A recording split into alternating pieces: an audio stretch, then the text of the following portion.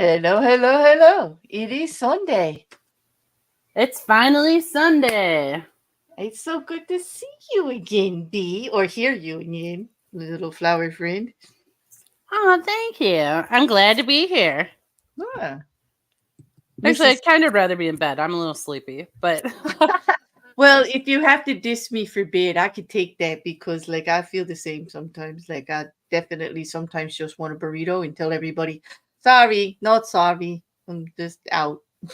I'm out. no, My I would bed is never. calling. Nah, I've laid around all day. I'm like relaxed, feeling good. Hi, everyone in chat. Hello, we've got quite a house full. Grace and Mousy, Mrs. C, Liam, Sean, hello, hello, hello. If I didn't type to you yet, Rocket Couch, why are you sad? Can we all just go to bed early? I would like that. But why did you say you were sad? You got your card up and I might just remember to play today for Big. But why are you sad? Oh, He's it's been great. that kind of day. Okay, hugs in the chat for everybody who needs them Oh, because I totally understand when it's that kind of day. yep. And and there Been aren't there. there's no words, there's nothing to be done about it. Everybody just like let's just give some hugs to Rocket and everybody else who needs them. Hugs everywhere. I mean it, people. You better start hugging or I'm starting to kick. Or we just leave. You will hug each other. You damn well will support each other, gosh darn it, or else. Like, yes, like nothing like a little threats of violence to get the love working on you. Oh my god, I can't believe I'm threatening them. I don't really mean it that way, people. Just like how, hey, Michaela, welcome. This is a safe space. It's the safest of spaces. Know what we talk about? Nothing. Nothing, absolutely nothing. Nothing that actually matters. Yep. Hey, fish nerd. Look, I got the banner up. Are you impressed? Are you impressed? Lots I of am love. impressed. Eh? The banner never even enters my mind until someone in chat says something about it. And then I'm like, oh, yeah. Oh yeah, banner. I'm terrible. I'm terrible with the YouTubey things. I don't know how I survived out here the last 3 years. To tell you the truth, like I'm just horrible. I think here's my theory on it that is comforting to people. We like it because we're like, oh, you're a real human. Yeah, I'm human. I don't really care about the YouTubey things, like the numbers. Like, you know what I care about? Like that I can go to bed knowing that I did my best for my content. Like I don't try to hurt anybody. I just do what I feel. I have opinions about things just like everybody. I'm a bear with a mic and a strong opinion, a soapbox sometimes. But I ain't going out of my way to do any harm or anything. And if I make a mistake, like if it's brought to my attention or if I find it, I'm gonna own up to it. Accountability. Yeah. Mm, I'm just. And I just can't tech and I can't YouTube. I mean, I can tech a little bit. I'm just a bit like I get so excited being out here talking to all you guys. I get a little scatterbrained about it. I just want to have a good time. I feel like we're all sitting around in my living room sometimes, just talking. I know, me too. And there's times where I'm like, you do realize you're on the internet. Maybe shut your mouth about this. you Like, mean you mean like when I tell the horribly personal stories that get like used against me and like I don't want stuff out there and then people just don't forget and they bring it up constantly. Like yeah. yeah, 2 years later, they're like, well, mm, you know what? You're like, calm down. I made those mistakes on Mayhem, especially because that's like a wild, like free for all kind of show, and we talk about very personal things, man woman relationships, and inhibitions, and freedom of speech, like all kinds of stuff. And depending on where the conversation would go, I have a tendency to talk about like how I feel about it, and then back it up with a personal story or a reason as to what my experience is or why it would be that way didn't always go in my favor, with certain things. But I don't really care. It's the truth. At least it's not a lie, it's not a bullshit, it's not a cover story. It's just it is what it is. It's my life. Mm. So what are you gonna do? Mayhem is exactly that. Mayhem. You're right, Mrs. C. And you would know, my mayhem mistress. Yes, that's a title that's not going away. Mayhem Mistress. That's it. Oh, Hey, Jen. Hey, Jen. appropriate. Mrs. C is mayhem. Yeah, she is. And Jen's right. He was told that if you don't screw up every now and then, you're not doing a whole hell of a lot. Exactly. If what you know what my nan would say, if you're not stepping in it, you're not walking. You know what? That's great phrase. It is. If you're not stepping in it, you're not walking. In other words, you're standing still. Like if you're not out there about, and life is messy. Was my nan made that point to me constantly. Life is messy. Okay, and that's what I think she meant by that. Like if you're not out there involved in it, doing it, whatever, and people aren't coming at you for something, then you're doing nothing. Jin's right. That's right. Not that I want to go out there and cause trouble or anything, because I really don't. But trouble finds me anyway, doesn't it, Juju? As you know, being in my little circle of friends, my very Trouble small finds all of circle of us. friends. I mean, It's like they come at you for the weirdest stuff. well, I had a talk with a friend of mine this week. I'm like, I've determined I think I need supervision. Like, just the way I like. Wait a minute. You actually told a friend, listen, I've got concerns. I think I need to be supervised. Yes. This is actually the conversation. Wow. Okay. Well, we were just talking about, you know how you just do a whole bunch of dumbass things and you're like, what is happening? Like, come on, brain, engage. I'm like, I need someone to step in and be like, all right. Well, that's a bit of self-awareness there. Like, I don't know about you guys in the chat, but don't you all want to be a fly on the wall for that conversation? I really want to know what your friend said back now. She's like, did she give you a list of numbers to call? She just goes, you're not wrong. I love your friend. She's like, yeah, this is, but we all get out of bounds like that. I wouldn't be too concerned, Juju. Like we all. No, yeah. And I mean, obviously, because you're like focused on one thing and your brain's not thinking about whatever other thing, you're just not. Oh yeah, I could be so scattered. And then when I am trying to concentrate on problem solving, you know this about me pretty well because we talk about stuff a lot. So do some of the people in the chat. If you watch me or you hear how I can see both sides of any situation all the time. Like it's a great asset, but it's also very debilitating because I can't make up my mind. Like I'm just like, I don't want to go too far there, and I don't want to go too far there. Like I am often of two minds of things. Like duality is my specialty. Yes. Well, Yeah. and then people like, they're like, well, you changed your mind. I'm like, yeah, new information or thought processes occurred. Rocket couch. I'd love to Yes, just be a witness as a day in the life of the bee. I would. Can you just imagine her just like I literally picture her flitting through her day just like a bee goes from flower to flower to flower, just gathering bits of what it needs, like here and there. And where does it settle in? What does it do? Like, what are those 24 hours like? I'm with you, couch. That's a whole series. Like we could do a month of shorts on that, like for sure. Like there would be a day in the life of bee. I wonder what you guys would think. You'd probably be like, "What's happening with Be like, this?" I Rocket and I would have our notepads out going, interesting. Interesting. Some of it, you'd be like, "That line's actually all of it." You'd be like, "Yep, it all makes sense." Like, it's all starting to fit together. Yeah. Yeah. Are you getting raccoons in your feed? Me too. Every day. Every day I'm getting raccoons all of a sudden, Mrs. Cassandra. It's a conspiracy, I think. it's the raccoons are behind it, everyone. It's Mhm. the raccoons. They have joined Yeah. forces. Oh, I agree, Mousy. You are a troublemaker. I know everybody thinks she's so innocent, but here she is. She's admitting it. Oh, and Yep. also that she might be a witch. We know this because we play games with her. We know she definitely is. You can take that might off there. Yeah, you could take that is definitely like popular vote. Yeah. Hey, Shill. Good to see you. Good to see you, Shill. Hope your day went well.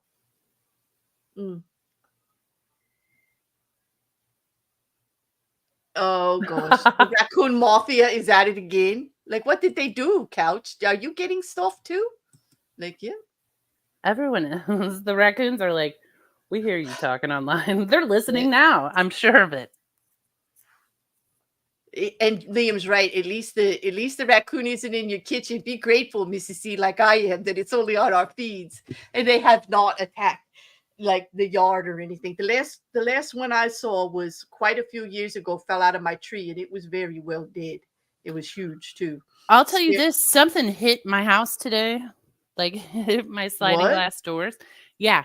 And I'm blaming the raccoons, but I Well, don't know what it was. well, birds tend to fly into sliding glass doors a lot, especially with wind change directions and things like that. Like, yeah. Yeah, and I did learn that because I I have like 3 glass doors on the back of my house, and I cleaned them one day and the cardinals started throwing themselves at the doors because they would fly by and see their little reflection and be like, "Who's this punk?" Mhm. Here's a good question. Here's a good question for you. Can you see both sides of Monday morning? Well, I know it's Monday morning where you are because I just got done sending Wrecker off to uni late morning after streaming and everything. So yeah, it's Monday morning there. Not here though. And if we stay live for about 4 hours, 4 or 5 hours, it will be right. You want to stay live for 5 hours, Juju? I So do we not. can. I do. I don't think YouTube wants us to either. First of all, I purchased some ice cream for later. So, Oh, why? What's later? What are you watching later? Hi, nothing. hello, Joe Ballack, who's here. Welcome. I like the way it just says Joe Black and then it says is here. That is pleasant. Mm. That's a nice way to enter a chat. An ice cream party would be good. I wish I had ice cream. I don't have any ice cream today, but I will tell you, I did have something indulgent last night for dinner. I skipped dinner and I just went right for something not dinner. It could be considered a breakfasty thing. I love But breakfast for dinner. it was coffee cake, a crumb coffee cake slice, but it was drizzled in caramel. Oh, And it was very cinnamony and it was to die for. You know the buttercrumb cake kind, like it's only like an inch or an inch and a half on the bottom, and then it's like 2 inches of crumb on top. You know what I'm talking about, right? yes. And it's all buttery cake. It like right, and it was just drizzled in caramel, so it was sweet. And I was like, "Oh, this is decadent." I don't really like cake a lot. I like breakfasty cakes, like I do like pastries and stuff like that. But that was dinner. Hmm. When I was growing up and I would go to my grandma's house, she lived in Ohio. So if anyone lives in Ohio, please contact me because I would like you to go purchase this coffee cake and send it to me. Hmm. But it was so good. I still think about it. And my uncle used to buy it for me when we went up there and he passed away. And when he died, I Oh, was like, Grandma, oh, there's no coffee cake. And Uncle Bob always got this for me. So you're up to bat now. yeah. Like, where did you get it? And can somebody get me a recipe for it? Right? You know. Yeah, it was like buttermilk coffee cake. Oh, love it, love it. Oh, And then it yeah. had like a brown sugar Hmm. cinnamon swirl through it. It's so good. Hmm. And I think it was better because you only had it like once or twice a year. But then once I had like rudely told my grandma she had to buy it for me when I came up there, she would buy like 6 of them. And then Hmm. she wouldn't let anybody else eat them. They had to come get permission from me to have a piece of it. Oh my goodness. That's like so good. You had control in your grandparents' house. That's like kind of cool. I like that because I'm like that kind of, nan, like I am. I learned that from my nan. Quiz made onion rings for dinner. And you know what? I would skip dinner to have onion rings too, like I once in a would while. too. I love I, onion I rings. give you good props that you made them yourself too. Like, good on you. Did you deep fry them or did you do them in an air fryer? He has an air fryer. We've talked about this before on I stream, know. I think. Well, Air Quiz is fryers. quite the cook, isn't He is quite the cook, and he has great recipes, and he has actually enticed me into getting an air fryer because he does some amazing things with it. Like, yep, he did use the air fryer, and they were good. Like, You know what? I'm getting me an air. You know what, Juju? I'm adding to the small appliance collection of useless things that I really don't need. I am getting an air fryer. Like, yes, I am. I But guess you've never heard me go on about air fryers, right? Because well, I'm not a fan. I figure you will probably go on about any small appliance that I buy at this point and try to cajole me into getting rid of at least 5 of the other ones. I did. Did I tell you that I'm down to 1 ice cream maker? I got rid of the other 2. Are you proud of me? Hey, Okay. that I'm proud of you. Okay. And I did find out that I had 2 French presses, so I did get rid of one of them. But I still have Excellent. 5 or 6 different coffee implements, but still, there were 2 French presses, so I got rid of one. So that was a big step, because it's coffee and all, That is a big step. yeah, yeah. So, but that's it. That's as far as I got. And there's still like 3 different lemon reamers in the drawer, and you're just gonna have to deal with it. Along with the forks that do the same job. Because you know what's weird? I use the lemon reamers on the lemons, but when it comes to limes, I only use a fork. Yes, Stop it, really? seriously. I had tacos. You know I like tacos. The last Tuesday I had tacos. It comes with the big lime pieces, and here I am with the fork, juicing that lime all over my tacos. Didn't Do you even go think get that. if Didn't even we go get lived a in the ring. same house, we would just fight always? I would imagine that my utensil drawer would be very sparse right now. I'm sure you would have threw out at least 4 of those reamers. In you would be like, I would be like, "Where's the lemon reamer?" And you would be like, "You're asking me? I don't even know what a lemon reamer is." Like, and you would be playing innocent all the time while you're taking huge bags of extra stuff out of the abode. Listen, Like, you just don't know that about me. I You don't I know I do that. chat, back me up. We know this about her, do we not? Like, we know. Like, just listen to how she gets on me about this stuff. Like, if we lived together, it would be a constant, like, do we need this? Do we don't need this? Is there a better place for it? Like, Claire, Claire, I can't put anything else in the garage. I need some room. Yeah, we would.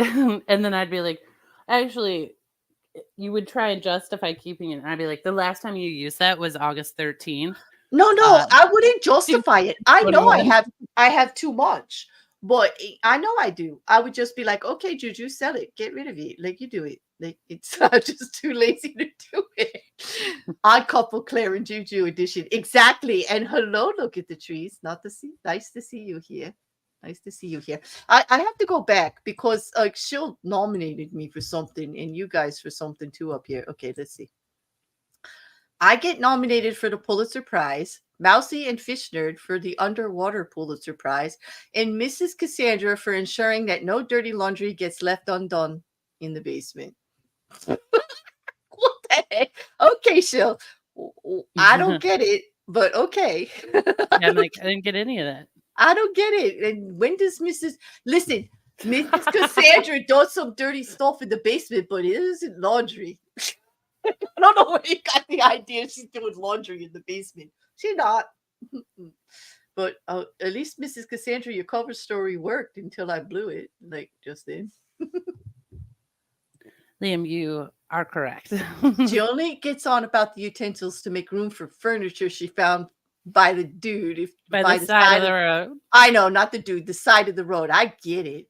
I totally, yes. See? It's true, because I'm not a clutter bug, but do I have perhaps a closet that maybe I don't want to show any of you, and maybe a room in my basement, and maybe a garage filled with dining room chairs that I keep bringing home from the side of the road? Exactly. You know what? But I do like refurnished stuff. I would just like for everything you wanted to like get rid of mine, you'd have to finish a project. That ought to keep you in check for a little while anyway. Listen, I do finish my projects, but then Yeah, but Juju, there's time and then there's Juju time. Like, I understand this. Like, because I was married once, and there's time that exists for everybody else, and then there was time that he thought time was. Like he'd say, I'm going to do it. And I'm like, yeah, but like when? Well, I'm going to do it was always the answer. And it would like be years later, something would get done. No, if I don't work on said item within 6 months to a year, I do get rid of it. But Hmm. also, that's not true of everything. I'm semi Yeah. lying. That's Uh, like if I have to refinish stuff and I don't do it, then I'm like, just admit you're not going to do this project. right. Like But how invested, how much do you want to actually accomplish it? And you're like, what does it mean? Like sometimes you have to just put it on the side of the road for somebody else to pick up. do I have a walk-in closet filled with side tables that I love all of them but don't use in my house? Yes, I do. And every once in a while I pull them all out and I'm like, okay, we need to get rid of some of these. Okay, so you have side tables, and I have kitchen appliances I also in have there. area rugs. You see, because I don't have anything else in the front in the house that I have multiples of like that. Like my house is not like my kitchen collection. You know what I mean? It's not. Like it's pretty organized So actually. really what we're learning here is I go with like larger items where I'm like, Yeah. maybe I do have 3 area rugs rolled up in my basement. Well, actually, you're just proving the point that when people have a passion for something or a hobby, that we tend to go overboard. And I love to cook. I make people happy cooking. And people, and as I told you, I didn't buy all that stuff for myself. They were all gifts. Like because people like me to cook for them, it's how I show my love, and I'm pretty decent at it. So they like my food, and so they would always gift me with things that were kitcheny, like you know. That's how you end up with 4 lemon reamers, you know. Mhm. No one has gifted me an area rug. And no one No, would try because I'd be like, that's not the one. Get we it out of we yeah, we might have to change the subject because you're not doing yourself any favors here. Like, No, but they're gonna I'm getting rid of them. I yeah, promise. All the ones I'm yeah, not using and one I am currently using you out. sound like me. I'll address the appliances in the garage that I don't use someday. Like someday. I'm Someday. really getting rid of them. Well, I have a pasta maker and I haven't made pasta in 3 years. Like homemade pasta, from scratch. Well, here's my problem. See, these items, I think they're beautiful. Mm. So, and this is a lecture I give other people because sometimes I do organization for people. And I'm like, but if you're not using it, like someone will be thrilled to have this item and stuff is meant to be used. And then I'm like, let me roll this area rug up and put it in my basement and not use it. Like, Well, well, the pasta, presser, the crank that presses it into sheets and cuts it and stuff like that. It's a beautiful piece of stainless steel equipment. It's actually gorgeous sitting on the shelf. I actually used it in the kitchen at one time as like on a shelf, an open as shelf, decor. as decor, right? Just like I do my copper bowls that I use all the time and things like that. But now that I haven't used it in so long, I kind of felt guilty that it was there.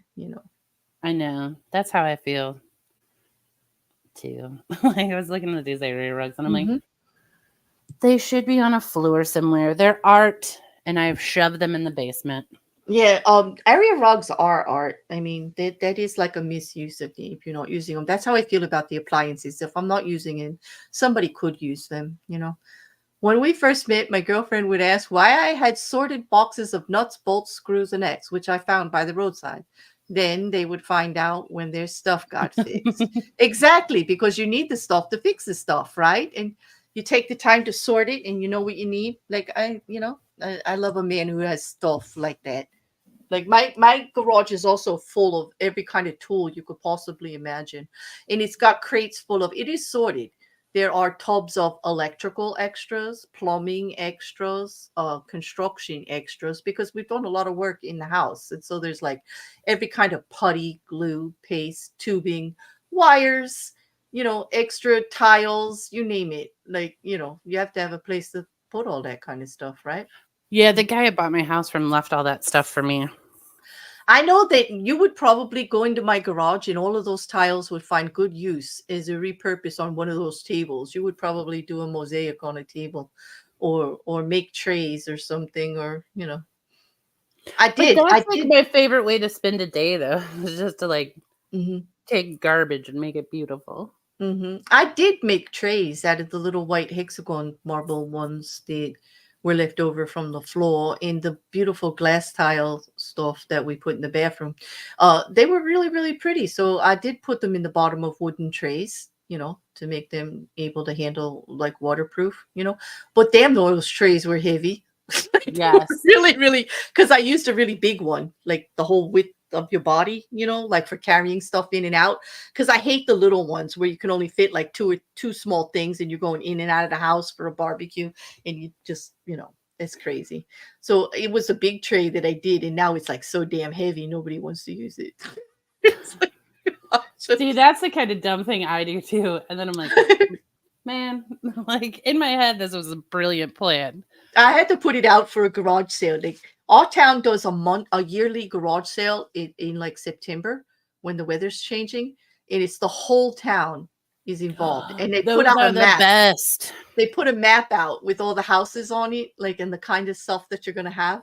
I should put that tray out there and let some other sucker decide they could like lift it around, get the exercise, build up their arm strength. Yes. Yeah, because that's the kind of thing you don't think about till you get it home to use it. And then you're like, damn it, this tray is so heavy. Yeah. You know what the best part about garage sales? I get a little weird about it. Not only do you do the price of stuff like that, which is all negotiable, I like to write like little silly stuff about it. Like on that, I'll probably write, not only is it useful as a tray for going in and out for barbecues, it also builds great arm strength. Like, on the label. Like, like buy me. I'm a twofer. Like, it's just like, I do. I write little things like all the memories, made great strawberry ice cream with this one. See, I did a garage sale one time. Like my friend and I did it, and we're like, this is gonna be great. And by the end of the day, we were like, this is a waste of our time. Let's just donate everything next time. Well, like, I definitely, you made enough whatever's money, left. but it was like too much. Yeah, when you do a garage sale, here's the thing. You put everything out there and you make a deal with yourself. That garage door does not open for that stuff. It's not going back in. When at the end of the sale, you just take it all to the donation site. That's it. Yeah, I just skip the sale part now and go straight to donation. I'm like, and the veterans pick it up off your front porch. So beautiful. And I just keep a box in my entryway. And when I want to get rid of something, I throw it in that box and then put it outside. You know what? It's nice that no one gives you clothes, Liam. That's a problem with me. When people gift me clothes, that's what. Did you see Rocket Couch's question? I'm going to put it up. Question. Here it is. For the panel, what do you do with clothes you get gifted to? Hide them away to keep them pristine or wear them regularly to make sure they don't go unused? I am not a fan of getting gifted clothes unless it's something that I already saw and somebody knows I want or I talked about, that they're sure I want, because people just don't get your personal taste. Like, for years, people bought me things because they thought I would look good in it. And I'm sorry, I would not wear it. And I am definitely guilty of returning things and getting something I like or telling them thank you. Or if they ask me, did you really like it? And I'm saying, I'm going to be honest, and sometimes brutally, I can't really see myself wearing it. Like, I don't think it's ugly, and I appreciate the gift, but buying me clothing is not an easy thing to do. First of all, I'm a very hard fit, extremely hard fit. And I don't know. I'm just kind of particular.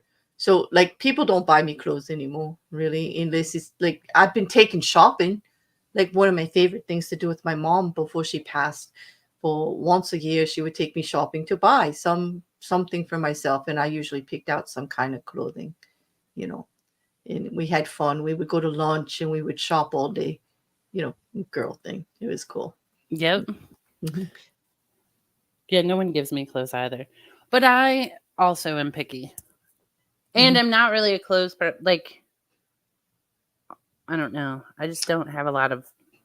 I mean, I'm even picky about my t-shirts. I told you there's only like a couple of brands of t-shirts that I wear, and you see me in the same kind. Like, I got every color of a Rook t-shirt because I like the t-shirt they made it with. The cotton was so That's what I soft. do too. I'm like, Yeah, oh, I love this shirt. I'm going yeah, back to that store and I'm buying 10 of them. yeah. So like this is actually a brand of coffee that I use, but they put their logo on this brand of t-shirts that was just so freaking soft. I mean, sleep in them, wear them. It's like having a sweatsuit, like that you My know. friend works for an auto parts company and they get free t-shirts and he doesn't like them. So he gives them to me and another friend of mine. And now that's like what we wear all the time. Hmm. Her and I I mean, always show up in them, but they're so soft and so comfortable. right. I would say if anybody was going to buy me clothes, a t-shirt is probably safe as long as it's big and roomy. I am rather busty and I do not like things tight across my chest, which is difficult because like I was in the Because business world. everything's tight across your chest. Because like I could make a turtleneck look perverted. I'm serious. Like it's I know. rough, you know. It's you know, so I have to be particular, especially if there's words. I could distort like faces and words like I don't know what. Like so you know, it's gotta be loose. But I do like t-shirts and things, Rocket Couch. I think those are safe gifts if people are gonna buy clothing. T-shirt is. Make it a fun t-shirt that's either a joke or about a band they like or something. Like people send me things with otters on them all the time. Like I did have a stalker who sent me an otter sweatshirt. Like I don't know where it came from. I don't. And then they sent me some postcards with otters on it, and I don't know who this person is. Like So I they don't just know. presents but didn't say who it was from. Nope. Nope. Nope. It's huge. It's a big black hoodie with a hood and a drawstring, and it's black. It's really warm, and it has an otter on it, but they didn't tell me who it was. I get little things like that here and there, you know. I think I told you I got doxxed like years ago, and people know like, and I never hid my name or anything, so people probably know where I live. I've been in the same place for quite a number of years, but I don't know. I mean, no one gets me presents really, so. I mean, it's one of the things. If you're out here, it's what happens, and it's. I don't really feel terrorized by it or anything. It's just a little odd that they wouldn't let me know who it is. I Yeah. would be concerned if you did feel terrorized by an otter sweatshirt. Like disconcerted, I get. I'm not terrorized. No, You're I'm not like, terrorized. I mean, you do know I have huge dogs and all. The mailman doesn't even like to come to my house. Like nobody, hey, I ain't worried about stuff like that. I have, yeah, no, I ain't worried about that. You know. And I figure if they're not like comfortable enough to tell me who it is, they're definitely not going to come to the house, right? Yeah. So. yeah. Well, I don't know. Oh, don't say that now. Don't start trying to get me like. I mean, you're right. If they won't tell you that they got you a present, then they definitely won't come to your house. Yeah. Rocket says he likes to wear his gifted clothes. Well, that means that the person gifting them has good taste and you like it. But his Yeah. wife likes to make a museum of them. You know, I'm with your wife. Like, yeah, they could just sit there until I find something to do with them. And they often get donated.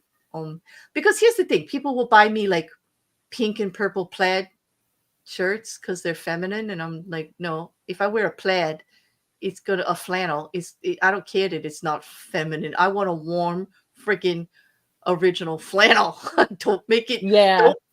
I can't stand when they make it pink and they put glitter in it, like because they think women will wear it more. And I'm like, why would you do that to a flannel? Like a flannel's a flannel. I'm gonna wear a flannel. Yeah, I'm gonna wear the flannel. Like, I'm with you. Like don't try to girly it up for me. Believe me, I stand confidently in my womanhood. I can girly up anything. Like, Exactly. Don't worry about it. You don't need to throw the glitter, and I'm totally anti-glitter, as you know that. I boycotted glitter in the library. I meant it. Like, my poor mom got timed out for posting glitter posts just for the tossing of a glitter post. She got timed. Because JuJu's right. You throw glitter, you never get rid of it. You'll find that glitter forever. Everywhere. Forever. And forever. then, it'll be like 2 years later and you'll go to the bathroom and be like, I have glitter on my face. Like, I already tell you, those little hearts I told you about that were in a box that were everywhere? I'm still finding them attached to my body parts all over the place occasionally. And it's been 8 months, JuJu. It's been 8 8 months, and I have vacuumed. I've changed the bed at least every 2 weeks since then. I did make the mistake of opening up the box, like sitting on my bed, and it went everywhere. But yeah, like I still find a little heart here and there. It's funny. At the estate sales, we use tiny little stickers to put the prices on, Mm-hmm. and they fall off a lot. So theyll come home, and it used to always make me laugh because, like, my cat would walk in the room and he'd have a little sticker on him that said, like, $6. And then I'm like, do I owe you cash? What's going on? Liam said sequin flannel. Can you imagine? No. Sequins? I've seen them though. They put sequins across the pocket line or something. Or oh my god, no, just no. Or like the pillows with sequins on them. I'm like, don't bring that in my house. I just can't. I'm just not. I don't know. I mean, there are people who like that, and more power to you. I'm not dissing anybody's taste in anything that they like. I'm just saying I'm just much more simple in my home. It's I've actually been told it's a little too masculine. Actually, I get that big too. furniture, but I think it's comfortable. Like it's got like my mirrors are inlaid Moroccan. There's a lot of wood. I've got chubby feet furniture, like round chubby feet furniture, really big overstuffed feet. My couch is 9 feet long, and it's got the studs in it, and it's quite ornate. It's got rolled arms and chubby feet, and it looks like an antique, but it's not. And I've got like end tables like you do, Juju, that I redid the top surfaces. They're all solid wood. And I redid the top surfaces, myself, just so that they were waterproof and people didn't have to. I got a seat trunk that's wicker leather in front of the couch that you can put your feet on because, man, it's been run into. It's scuffed up. It's like, it looks like it went through a war or two. But it has chubby feet too, which I love. But it's the kind that has like, lots of storage inside and whatever. Mm-hmm. That's what I have all trunks for coffee tables too. Yeah, like that's the what trunk in the room I'm in, Mhm. which I'm sitting right next to, was the one we used when we traveled when I was growing up. Yeah. One of my favorite end tables was one that I found that had a very odd shape at the top. It's kind of elongated like an oval, but the ends of it are cut like it goes in and out like a W, right? And it's kind of fancy, and it's got like a beveled edge and double beveled edge, so it's got like all that fancy routing done to it. It has two shelves, chubby feet, and on both sides it has these fixtures put in so you can put magazines or books, like slide down so you reach down and that's where you keep them. Oh yeah. Yeah, it's very old fashioned, but I love it. It's a dust collector, but I absolutely love that table. I refinished the top of it. It was just so unique. It looks like somebody put it together from scraps, in their house because nothing fits. Like the shelves aren't ornate. It's got a box shape, but then the top of it is very fancy, and the feet are chubby, and the sides just don't seem to match at all. Where did you get it? Did you get it at a store? No, at a garage sale. Yes. See? Those are the best pieces. One of my aunts loved going to garage sales, and she didn't drive, and she would like to go to these ones like far away. She'd make a whole day out of it, and she'd say, would you be my driver for the day? And I would like go with her. And so you're looking around, and I would end up picking up stuff here and there. We do that on Big Trash Day. We're like, it's Big Trash Day, you want to go ride around? Yeah. When I first got my home, my first set of lawn furniture for the backyard was Big Trash Day. Like we were having a barbecue in for a relative, and we didn't have enough seating, and I found 10 matching frames for lawn chairs in really heavy dark green aluminum, but they didn't have the cushions. And so I took all 10 of them, and then I went and got cheap cushions. In bingo, I had 10 chairs. That's a score. Yeah, it cost me 10 chairs cost me with the cushions less than $300. Like you can't do that. Like, yeah, it's impossible. See, I still remember I was a teenager when I learned about Big Trash Day. My friend's uncle, he was like, it's Big Trash Day. I'm going cruising tonight. We used to go over there because he would let us drink beer. And I was like, Big Trash Day, what are you talking about? So he's like, come with me. And then he let me like pick up whatever I wanted and put it in the back of his truck. And I was like, this is amazing. I am hooked. Oh my God. Is somebody with a truck that goes around on trash day with you? Like, it's like a perfect friend. No. Yeah. And I agree, Liam. Any pillow that leaves marks like that in my face, I don't like. You won't find them in the bedroom or the living room. I You agree may too. you may find them in the stuffy chair in the corner that nobody really wants to sit in, that I just didn't know what to do with that corner. Like, because it does have like a very proper chair in it, right? With a round back. It's like a Queen Anne chair. You know what I'm talking about, I Juju. do know. With the curved leg and everything in the round back, right? And it's got a fancy, stupid pillow sitting on it, but it does have a really nice stained glass Moroccan lamp holding over it, like with the chain and everything. Like, so it's a nice corner, but nobody's gonna sit there, and I know it because it's right next to the fireplace. Okay. And the other side has like the fire implementation stuff on it, and I didn't know what to do with that corner. And so at one time I was going to build bookcases all around the fireplace, the whole wall. But Mm-hmm. that's so damn typical. I And that know everyone and, does that. I and agree. that's all my brother had to say. He said, "Claire, you want to do what?" He goes, "How typical of you." And that's all he had to say to just put that thing aside. I was like, "Really? Damn it. Okay, now I have to think of something else." Answer the question, Juju. Which one? What Okay. question? Which one is that? We have to look. I got to look back. Did you answer? Did he put a question up here? I don't. I think I haven't. That's the first I saw him. I thought. I Hi, don't. Darth. I didn't see it. Hey there, Mark. Good to see you. I missed you, boo. I hope Oh, you've been hi, well. Mark. Oh, hi. I have missed you, and I hope you're doing okay. I'm going to be stalker on you now. Where you been? What you been doing? Hope you're okay. How's everything doing? Juju has a question from me. Does she? Did you message me? Did you message her? Because I don't see it in the chat. I'm looking. I'm going to go back. Did he have a question that you were supposed to ask me or you? Like, who's the question for, Darth? And why don't you just put it in the chat if you can? I don't know. Yeah, I was like, what? I don't want to put you on the spot.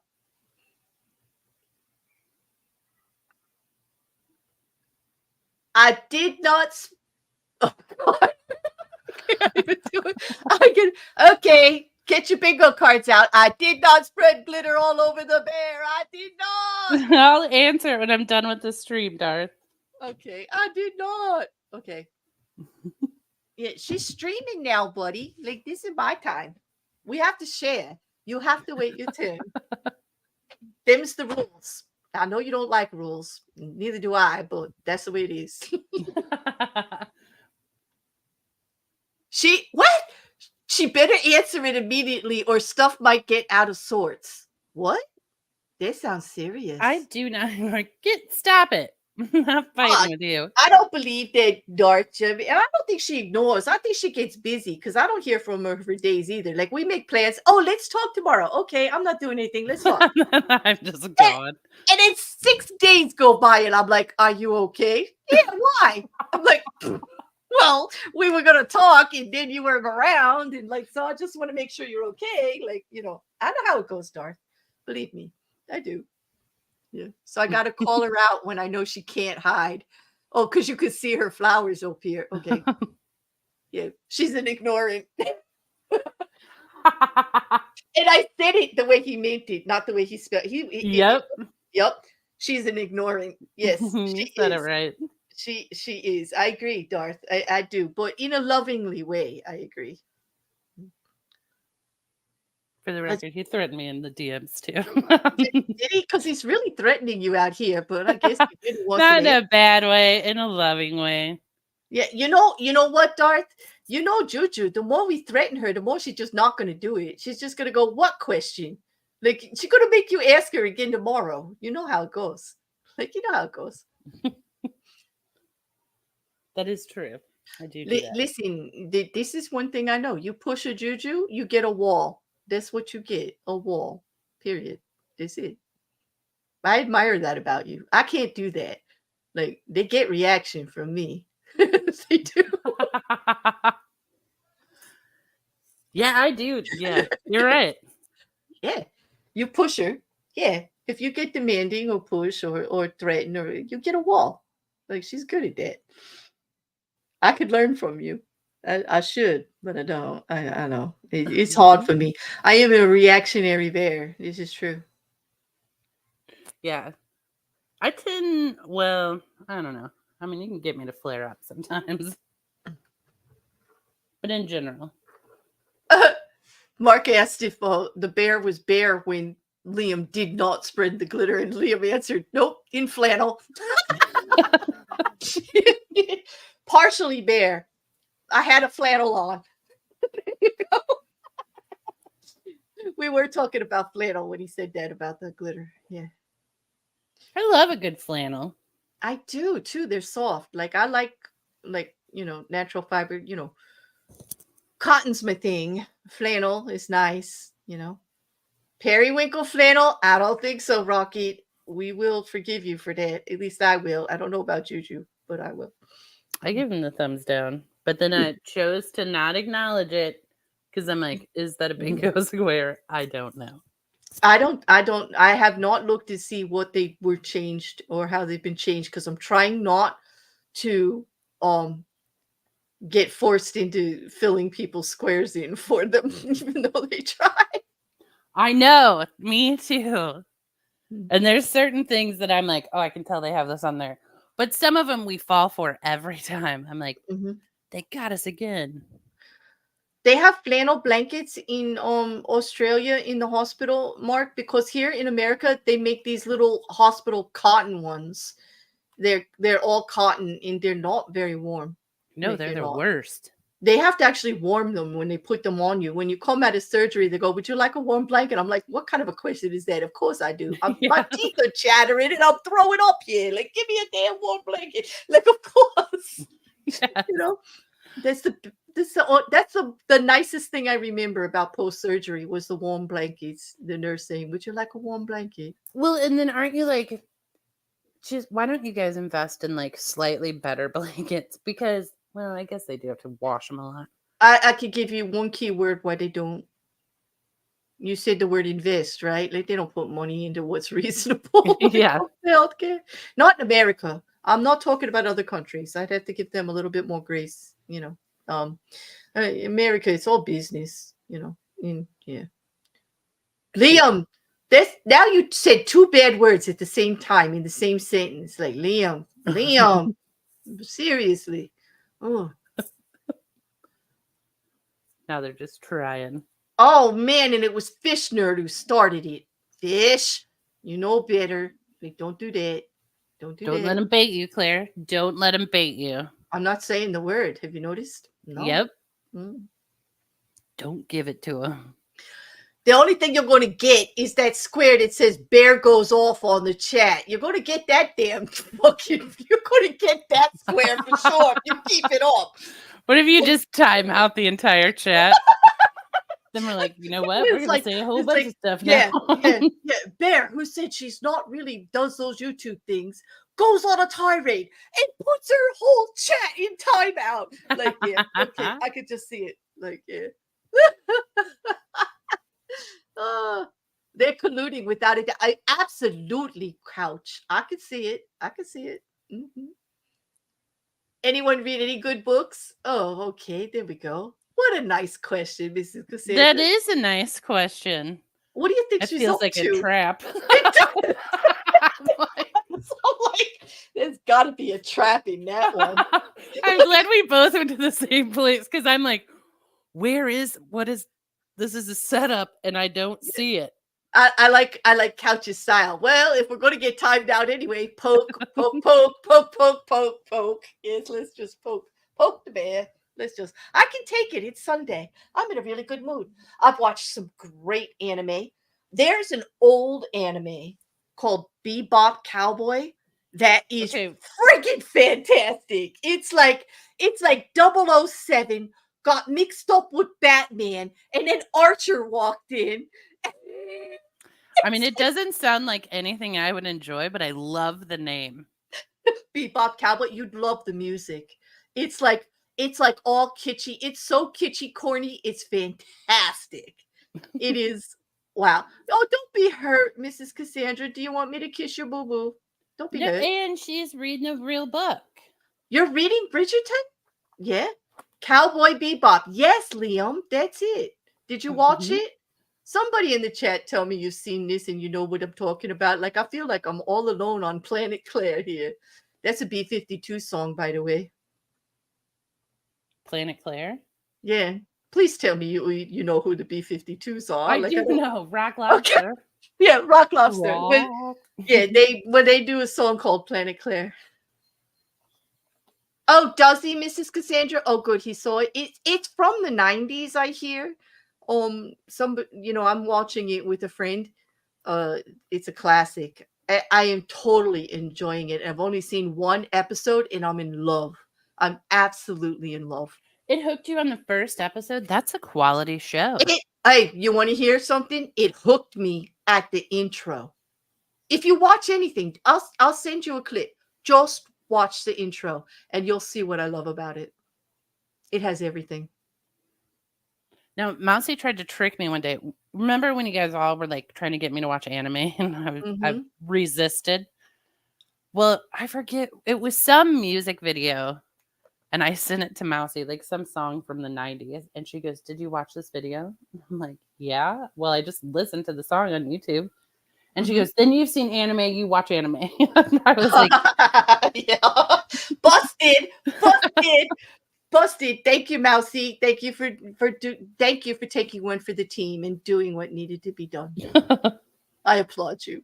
Because she's just like, I'm not interested, it's anime. But there is a lot of things about anime she is interested in. Like she does. Like, yeah. And thank you for the reminder there, Mrs. Cassandra, doing an outstanding job reminding everybody that there's plenty of audiobooks to listen to on my channel. Like, go to the library. Bear's got a library. Yeah. I just did a release of the chapter 11 today for a restaurant at the end of the universe. Nice plug there. See? Mrs. C is rereading that book. Do you reread books ever?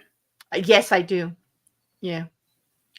I am involved in a series right now, 3 books by Justin Cronin, The Passage, which is astronomical, that Charlie Welsh turned me on to. And the first one was over 1,000 pages. And I've been reading it out loud with MC Recker, because I do like to read out loud. And we've been digesting it a couple of chapters at a time, a few times a week. And we're on book 2. And it's going to take, I figure we'll be in the 3rd year by the time we finish the 3rd book, because the first book took us almost a year to read. Like, but it's really, I love long historical books. This story is very, very involved, but I reread a lot of books. I read a lot of books for research. Right now I'm rereading Mindhunter. Oh yeah, I've never read that, but I want to. It's on my list. Oh, do you have a Kindle? Because I think you can borrow Kindle books. I have it. I can send it to you if you want. I don't have a Kindle. Okay. No, sorry. That's all right. But that's most people read on Kindles now, I think. Hey, you know what? I went to a bookstore this past week. I haven't been to a bookstore in a long time. It was really fun. I go to the library regularly and get all my other stuff, but they didn't have it, so I got it on Kindle because I wanted to keep it. And I won't keep an actual physical book anymore. I won't either. No. So, well, that's not true. I have some that I keep. I do. Like I have my Anne Rice collection, and I have my Harry Potters that I saved for the grandkids. But I kept everything that Anne Rice. I loved the Vampire and the Witches series so much that everything she ever wrote is in my house. But it's all in different sections, like a couple of books here, a couple of books there. And I will say I did keep Essays of Spinoza. I did keep my original Cahill Gibran and my Emerson, my works by Emerson in the water, because they're waterwork papers. They're books that are they're kind of valuable, I think. Like old books that have the waterwork papers on the covers. You know what I'm talking about, JuJu? I do. And the Essays of Spinoza is a little black book, and the pages have gold tinting on the outside, but it's not really gold.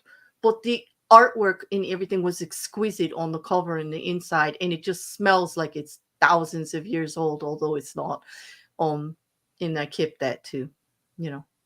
So those are an illustrated book by a French artist of his of or some artists of their travels to France. And they did this big scrapbook that's handwritten and it's like really old and it's all hand drawn of all their adventures on their trip to France. And I thought that was, and that one is like, that one's at least 125 years old, that book. No. Ooh. But all of them were gifts because I like books. So people would give me like antique books, like thinking, that's a really great gift. And it is actually. But a long time ago, I got rid of all the books in my house thinking, it was just so wasteful to have them when other people could read them. And I donated them to like nursing homes and rehabilitation centers and hospital libraries and See, and it's good you did because, when we do the estate sales, whatever books don't sell, they throw in the garbage. They should not throw them in the garbage. Yeah, but what do you got to do? That's what happens to them. Mark, I did miss that. You were in the hospital for 12 days? I'm so glad that you're okay now, Mark. I am. I did miss the comment. Thank you for pointing me. Wow. I understand about infections that get out of control. My immune system is the worst. And if I get an infection, it's like, eh. But I'm glad you're out. 12 days is a long time. It is a long time. Mark, do they have good hospital food there? Hopefully they treated you well. Because I have a real weakness for hospital food. I love it. I guess I missed it when you said something about the flannel blanket at the hospital. I must have missed the other comment, and I do apologize, Mark, because, well, all of our thoughts are with you. We are so glad you're recovered and home now.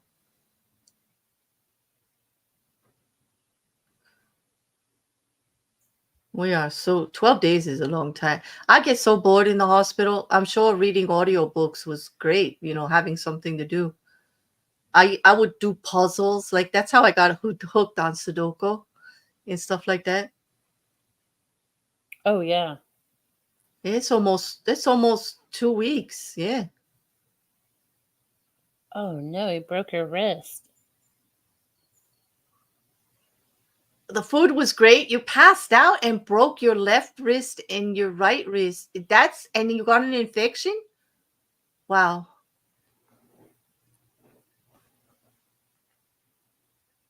Oh my God. Listen, Liam collects his books and he's threatening to go to prison if somebody tried to clear them out. Stay out of his book collection, JuJu. Don't. I would never purge someone's book collection, but I would recommend before something happens, make sure there's a plan in place for your books. So, yeah. Because it really is heartbreaking. Like when you first get into the estate sale business, you want to find a home for everything. Mm-hmm. And then you realize we all have the same garbage in our house. I'd be going through all the books, like to see if like there's any that are dedicated. Like, oh, the other books that I still have, I forgot to say about my cookbooks. I do still have several cookbooks. My whole Jamie Oliver collection that he signed, I kept it. I did not give it away. And I do have like Nigella and a couple of others. I have my greens vegetarian cookbook that I got years and years ago, and a James Beard, in a bread book, stuff like that. When somebody gives me a gift of a book, it's really hard for me to get rid of it. Well, I think that's different because I still have my gifted books too. I mean, I'll joke about the clothes they give me and I will re-gift it or get rid of it like I don't know what. But you give me a book and I get all sentimental, whooshy, and like I can't get rid of it. Like, do you know the best gift I've ever received is a book? When I was in college, I, like a teenager, I read all Vonnegut, like most teenagers. Oh, Kurt Vonnegut. Oh, yeah. Kurt, he was awesome. And a guy who had a crush on me wrote Vonnegut a letter about how I was such a fan of his and sent Vonnegut a copy of my favorite book. And Vonnegut signed it and sent it back. First of all, kudos to the free thinking out of the box boyfriend material. Yeah. I know, right? Yes. That's what I'm like. Like, first of all, paid attention. He was really listening. Right? Yeah. Mhm. I'm like paying attention and did the effort of like wrote Vonnegut a letter. And the way he gave the book to me, listen to this, everybody. I guess he gave it to me for my birthday. I don't freaking know. Christmas, who knows? But he gave me a Vonnegut book, and he goes, I was real excited because I'm like, oh, I haven't read this one. And he goes, if you're excited about that, you're gonna love this. And then he like gave me the signed copy. And Oh, the original book he gave me, I think it was Wampeter's Film and Grand Falloons, but that Vonnegut signature is in there. And he goes, I gave you this one so you can see that like the signatures match. wow. And Vonnegut drew an asshole in the book too. Oh, cool. Yeah. Were you just like overwhelmed? I mean, did you just look at him and we're like, I would have been gobsmacked. I would have been just like, wow. That's some Yeah. effort. It was Wow. fantastic. To this day, best present I've ever received. Mm. Most It's thoughtful, most like, right. you know. And it didn't cost him anything but a stamp and some postage. Like it doesn't have to be something big and fancy. Like those kind of things. Wow, that's unforgettable. I'll bet you never forget it, right? No, and I still have it. It's like prominent in my living room. Yeah. See, I wouldn't be able to get rid of something like that. Like I wouldn't. Mark, you said you broke your left. Are you in a cast still? Like I would imagine you are. 12 days isn't enough to heal the break, I don't think. Well, yeah, books do smell amazing, Mousy. I agree with you. That's why I still go to the library. I can't I get love away. the library. And that's why the antique books, although I don't have the antique books prominently displayed. I think I told you in my one bedroom, JuJu, I have an open closet. Like it's really narrow. So I took the door off and it has shelves and drawers. Mm-hmm. And it's got like, you're going to love these. It's got an orange glass beaded curtain in front of it.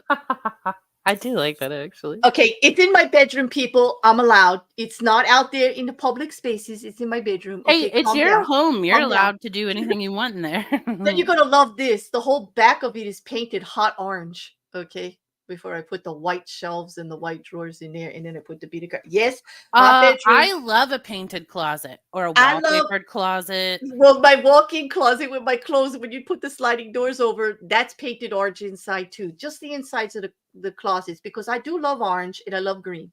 The rest of the room looks normal. It's all like white, nice woodwork in it's a lovely green, a lovely like pale mossy green, not a dark green. It's really nice. But yes, there's little pops of orange like on my bedding and my shears underneath my green drapes. Because I love orange. It makes me happy. And it makes me happy to look in that closet. But that's where I have the antique books on one of those shelves because they mean a lot to me and I want to see them. So I didn't want them out in the public spaces because they could be damaged. People would pick them up and read them and like crumble the pages. You know what I mean? Like, Yes. hey, I have them, but nobody's Crack allowed the to touch spines them. and stuff, Yeah, and you're like no, exactly. It's don't like manhandle these books. yeah, like I can't put them out there because people would touch them. So like those books are like on a shelf because they mean something to me and I want to see them. And that's what that closet's about with the curtain. Like it's right within eye shot of most of my room when I'm sitting and reading, or even when I'm streaming right now. To the right of me, I have a clear eye shot of everything on the shelves in that closet. And everything on those shelves makes me extremely happy to think about and to see. Like, little things like that. Well, Yeah. That's how, like, yeah, I get it. the Prophet Stephen there, Mark. That sounds like a nice title. I think I will check that out. I'm going to add it to my list. Yes. Mark has keep good a book list on your phone. Both of your arms are in a cast, Mark? Oh my gosh. Oh, Mark. Yeah. I wish I could call you. Like, so you don't have to type. Like, I'll give you, That's rough. Well, I hope you heal quickly, Mark. I mean, that's a rough ride to go through. I'm glad you're out of the hospital. But, whew. A few Star Wars books. I've never read a Star Wars book. I haven't. I've seen all the movies, though. I have to say I did like them. Oh, voice Hmm. to text. Excellent, Mark. Excellent idea. Hmm. You know, I've never used that. Voice to text. Hmm. I'm sure I'd get less typos, but I'm not. Well, I get told that like I speak funny too, so I don't know what text would do to me. Actually, I know Um, I say crikey in the library, and the bot says always is asking me why do I have to be so dramatic like, every time I say crikey. Well, so I don't know. but that's the bot. The bot's dramatic. The bot got sent to its room. I've been timing the bot out. The bot is making me nuts. The bot has been inappropriate, The bot extremely was inappropriate. inappropriate. Yes. But it does kind of make me laugh when it is. But It it will chime in sometimes, and you're like, for real, bot? yeah, like right, And we're then having a other times I'm serious like, you've missed a discussion. lot of gems here, bot. You could have like really had some fun. Yeah. There was no hotspot. You didn't get any Wi-Fi?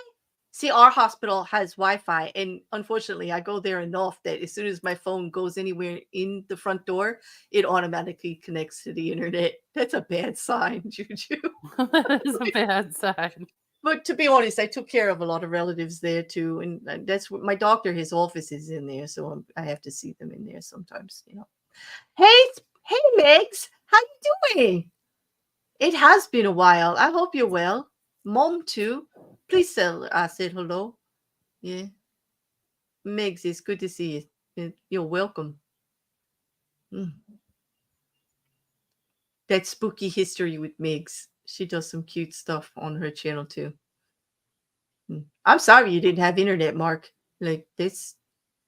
But you did have reading books. You had audio books, so that's cool. Do you read multiple books at the same time, right? Yes, I do because like I've got my fingers in so many different things. I read for pleasure. I've got I'm reading stuff with Justin. I'm reading stuff with my grandchildren.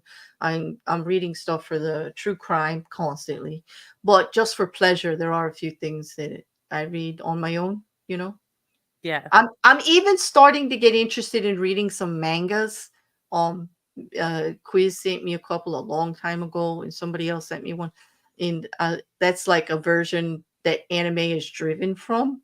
Like they're kind of graphic novels, so to speak.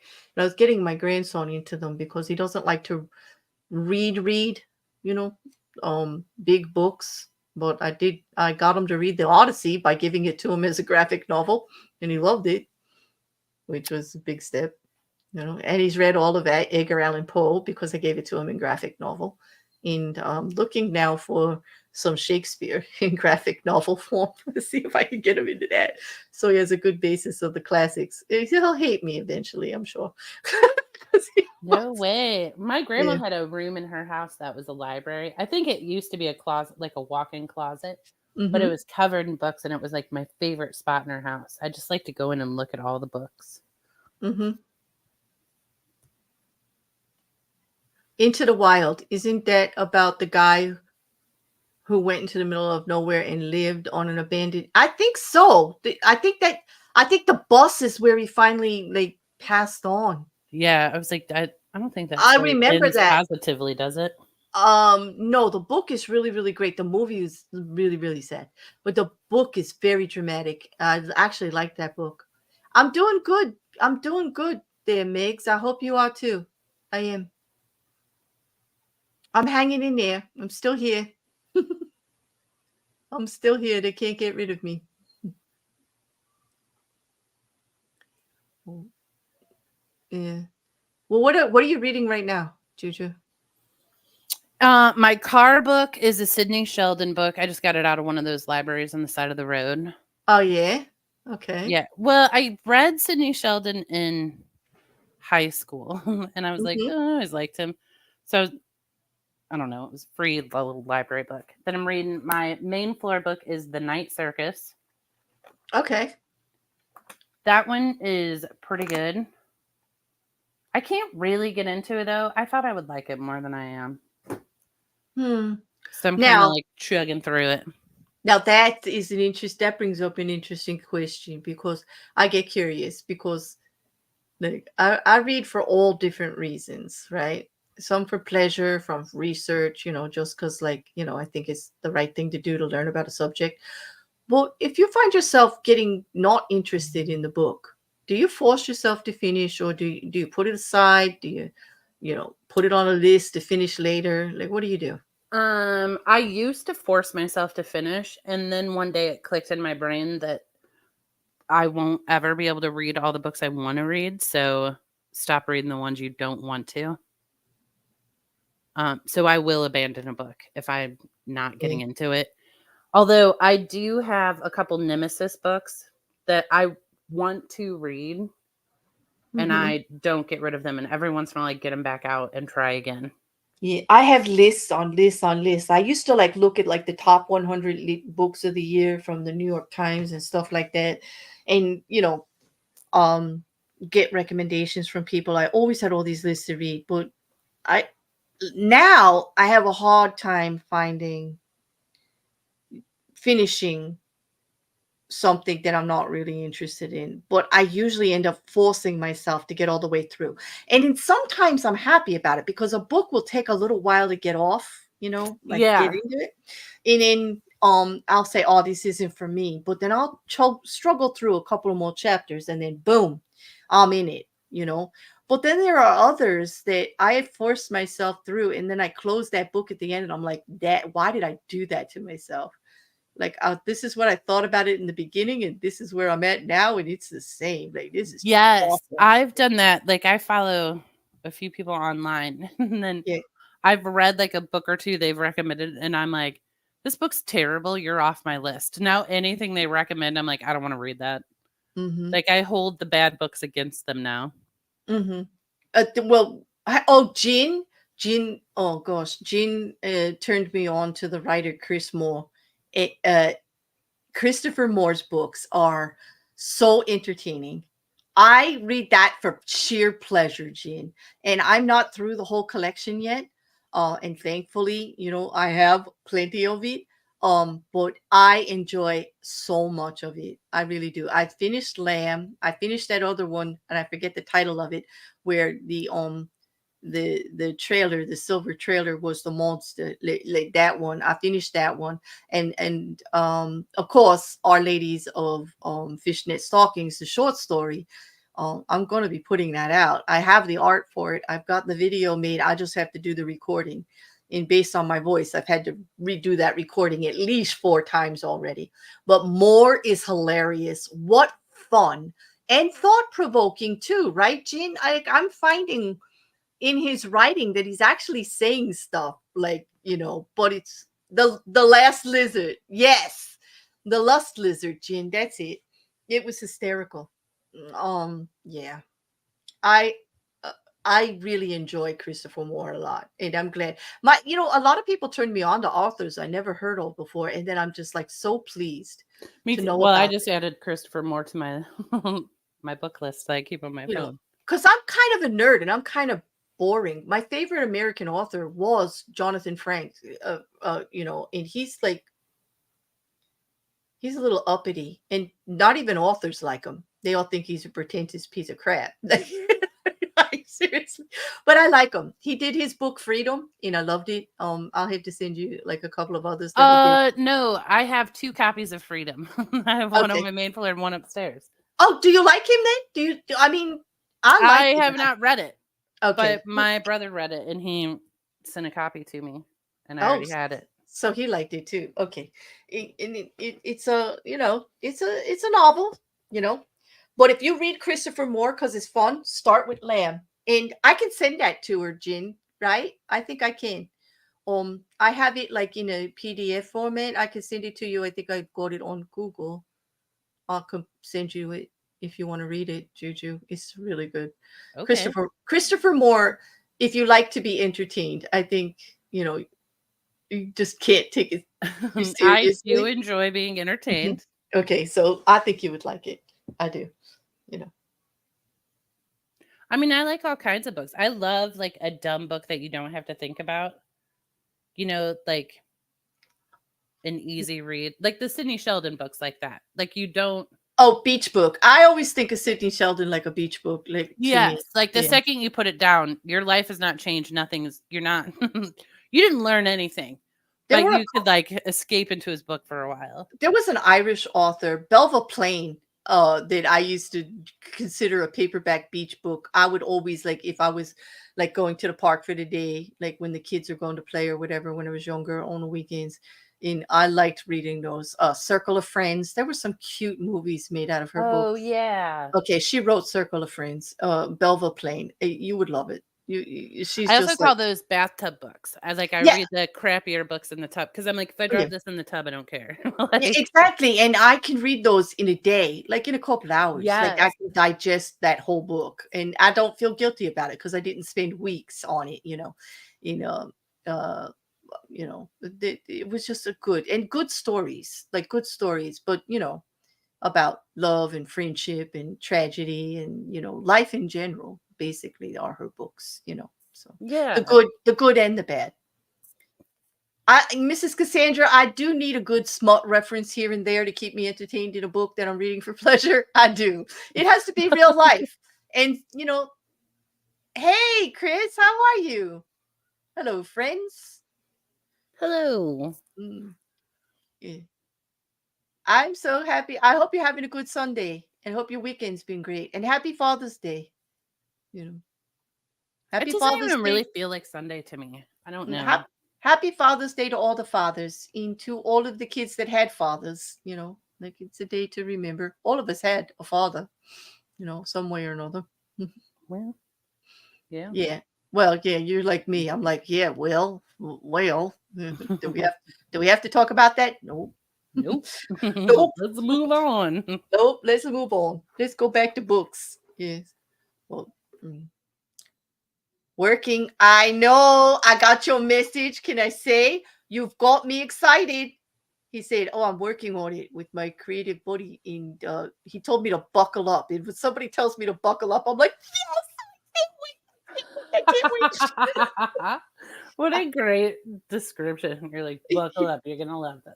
Yeah, he did. You know how I say it. I say, "Buckle up, buttercups. Like it's going to be a rough one." I just love that saying. I got so excited. I literally squealed, Christopher, just like I just did now. Do you know, I said buckle up buttercups to someone the other day. I was like, buckle up. Or I said, buck up, buttercup. Like, Yeah, buck up, buttercup. Like, get with it. It'll be the best one ever. Good. I can't wait. No, it'll be the best one until the one you do for book 3. Yes, because Mark. I Chris, can't beat good smut. Oh, this is true, Mark. Sorry. I know. I'm Yeah, sorry. That got me. yeah, Go yeah. on. No, Keep, like, that's okay. No, Mark does that. Like, I love that about Mark. Like, yeah. I know. That's, most people in Wordplay. here impress me because they do good wordplay, and I am not good at it. I So, love good wordplay. I've met some of my best Twitter friends and YouTube buddies just because of their wordplay. yes. Seriously. It's what attracts me first to whatever they're doing. Their use of language. And then I'm there. It's a whole conversation. Yeah. Yeah, I and told I'm not good at it. So I told I'm always I told you, like, when I first discovered Mocking Media's channel, it was his use of the word facetious in his description that made me stay. And that's what I actually said. I said, "Oh my God, you used the word facetious? I've got to watch your content." And I went and watched it and I was hooked. Yep. Wordplay is awesome. Yeah, his descriptions, his wordplay was freaking fantastic. Yeah, we became, how's that? You start a friendship over the word facetious. It's pretty bad. I think that explains the friendship perfectly. Doesn't it? Like, it really does. Yes. I just can't quit the bird. I'll never quit the bird. Never. It is a great word. My other second favorite word at that period of time was nefarious. And he used them both on the same content. And like I was hooked. Facetious and nefarious. And I was like, and he spelt them right. Tom Holt, the portable door. I didn't hear of this. That sounds good.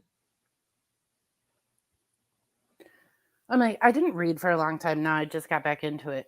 It feels good. I love reading. I do need to take breaks from it sometimes. Mostly, like the reading that I do is mostly for the true crime stuff. I'm reading every day on that. I can't help it. It just like it's everywhere because there's so many different cases. So sometimes I get burnt out from reading. If and I can't even read for enjoyment because I need a break. So I understand that. Well, and I have a hard time if I'm real into a book, I will sacrifice my whole life and everything I have going on. I'm like, I'm into this book. Yeah. So My, I'll be like, I can't pick this book up today because I will let the day get away from me and just read the book. yeah. Mm, I just like I when I read for pleasure, I like books that like mean something, but I also like comedy. Um I just like like, yeah. I mean, I like dumb, but I don't know. Just depends on well what kind of mood you're in. one of my favorite books, and it's also now one of my favorite series. I could watch it over and over again because it has one of my favorite actors in it also, is Good Omens by Terry Pratchett from, uh Monty Python, and Neil Gaiman, from Stars. And he also wrote some great screenplays for um cable TV. See, Um I love that you remember the names of all the books and stuff. I do not. Well, I stuttered. Did you hear me stuttering over the names? Like, I'm really bad with names, but I really loved that book, Good Omens. I read it first in a paperback, and it was so dog. I read it so many times, but it's a comedy that has a message that spoke to me during that time in my life. I was a young woman when I read it, and I was, at the time I first read it, I had not come out and spoke loudly about being an atheist. So to me, that book spoke to me in a humorous way about things, and it gave me strength to stand by my convictions and not care what the rest of my family said about anything. And because I am the only one in my family, the only one, like, of a large family. Like, talk about the black sheep. I'm a black bear. I'm a black bear. I'm fascinated by it. Mm. Fascinated. Yeah, but it's very common to use comedy or to get a big point across, right? Yeah. Yeah. So, would you think I was an asshole if I told you I gifted that book to everybody in my family one year? No, I would find that delicious. Like, I appreciate that. Okay, I'm not going to confirm or deny whether that happened, but yeah. Did Anyway, anyone read the book? I do have nephews and family members who have read the book and love the book and love Monty Python. Watched all of Monty Python with me when we were growing up. We would get the reruns in the tapes, and we just loved it. We ate that stuff up like crazy. Um. So yeah, I'm sure they read it. Um, Whether or not they got the point, I don't know. I don't know. No. Yeah, I don't know. I mean, you came from a family that reads, didn't you? No, You didn't? no, my mother didn't like to read. Well, wait. My mother did read later in life. She read scripture in the pamphlets from her church. They had these books these pamphlets that they gave out that had like daily messages in it, and she read that a lot, and she liked things like that. That's it. And I But no, my brothers and my sisters, no. I have one stepbrother, one stepsister that do love to read, but not all the time anymore. They would rather watch a movie. Oh, I'd rather read than a movie anytime. I want to do both. I want to read the book and then watch the movie. I used to work with a gal that we would do that. Hmm. Because we actually started talking in the office. She like came into my office for something business related, and I had a book on my desk, and she was like, "You're reading that?" And then, when you find like another reader, and then we started like swapping books, and then we'd be like, "Oh, this one's made into a movie," and then we started like if we heard about a movie that was coming out that came from a book, we'd be like, "Do you want to go see that?" So Hmm. we would read it the week before like movies come out on Friday, so we'd read it that week, and then that Friday we'd go out and watch the movie after work, and then we'd talk about it. Yeah, yeah.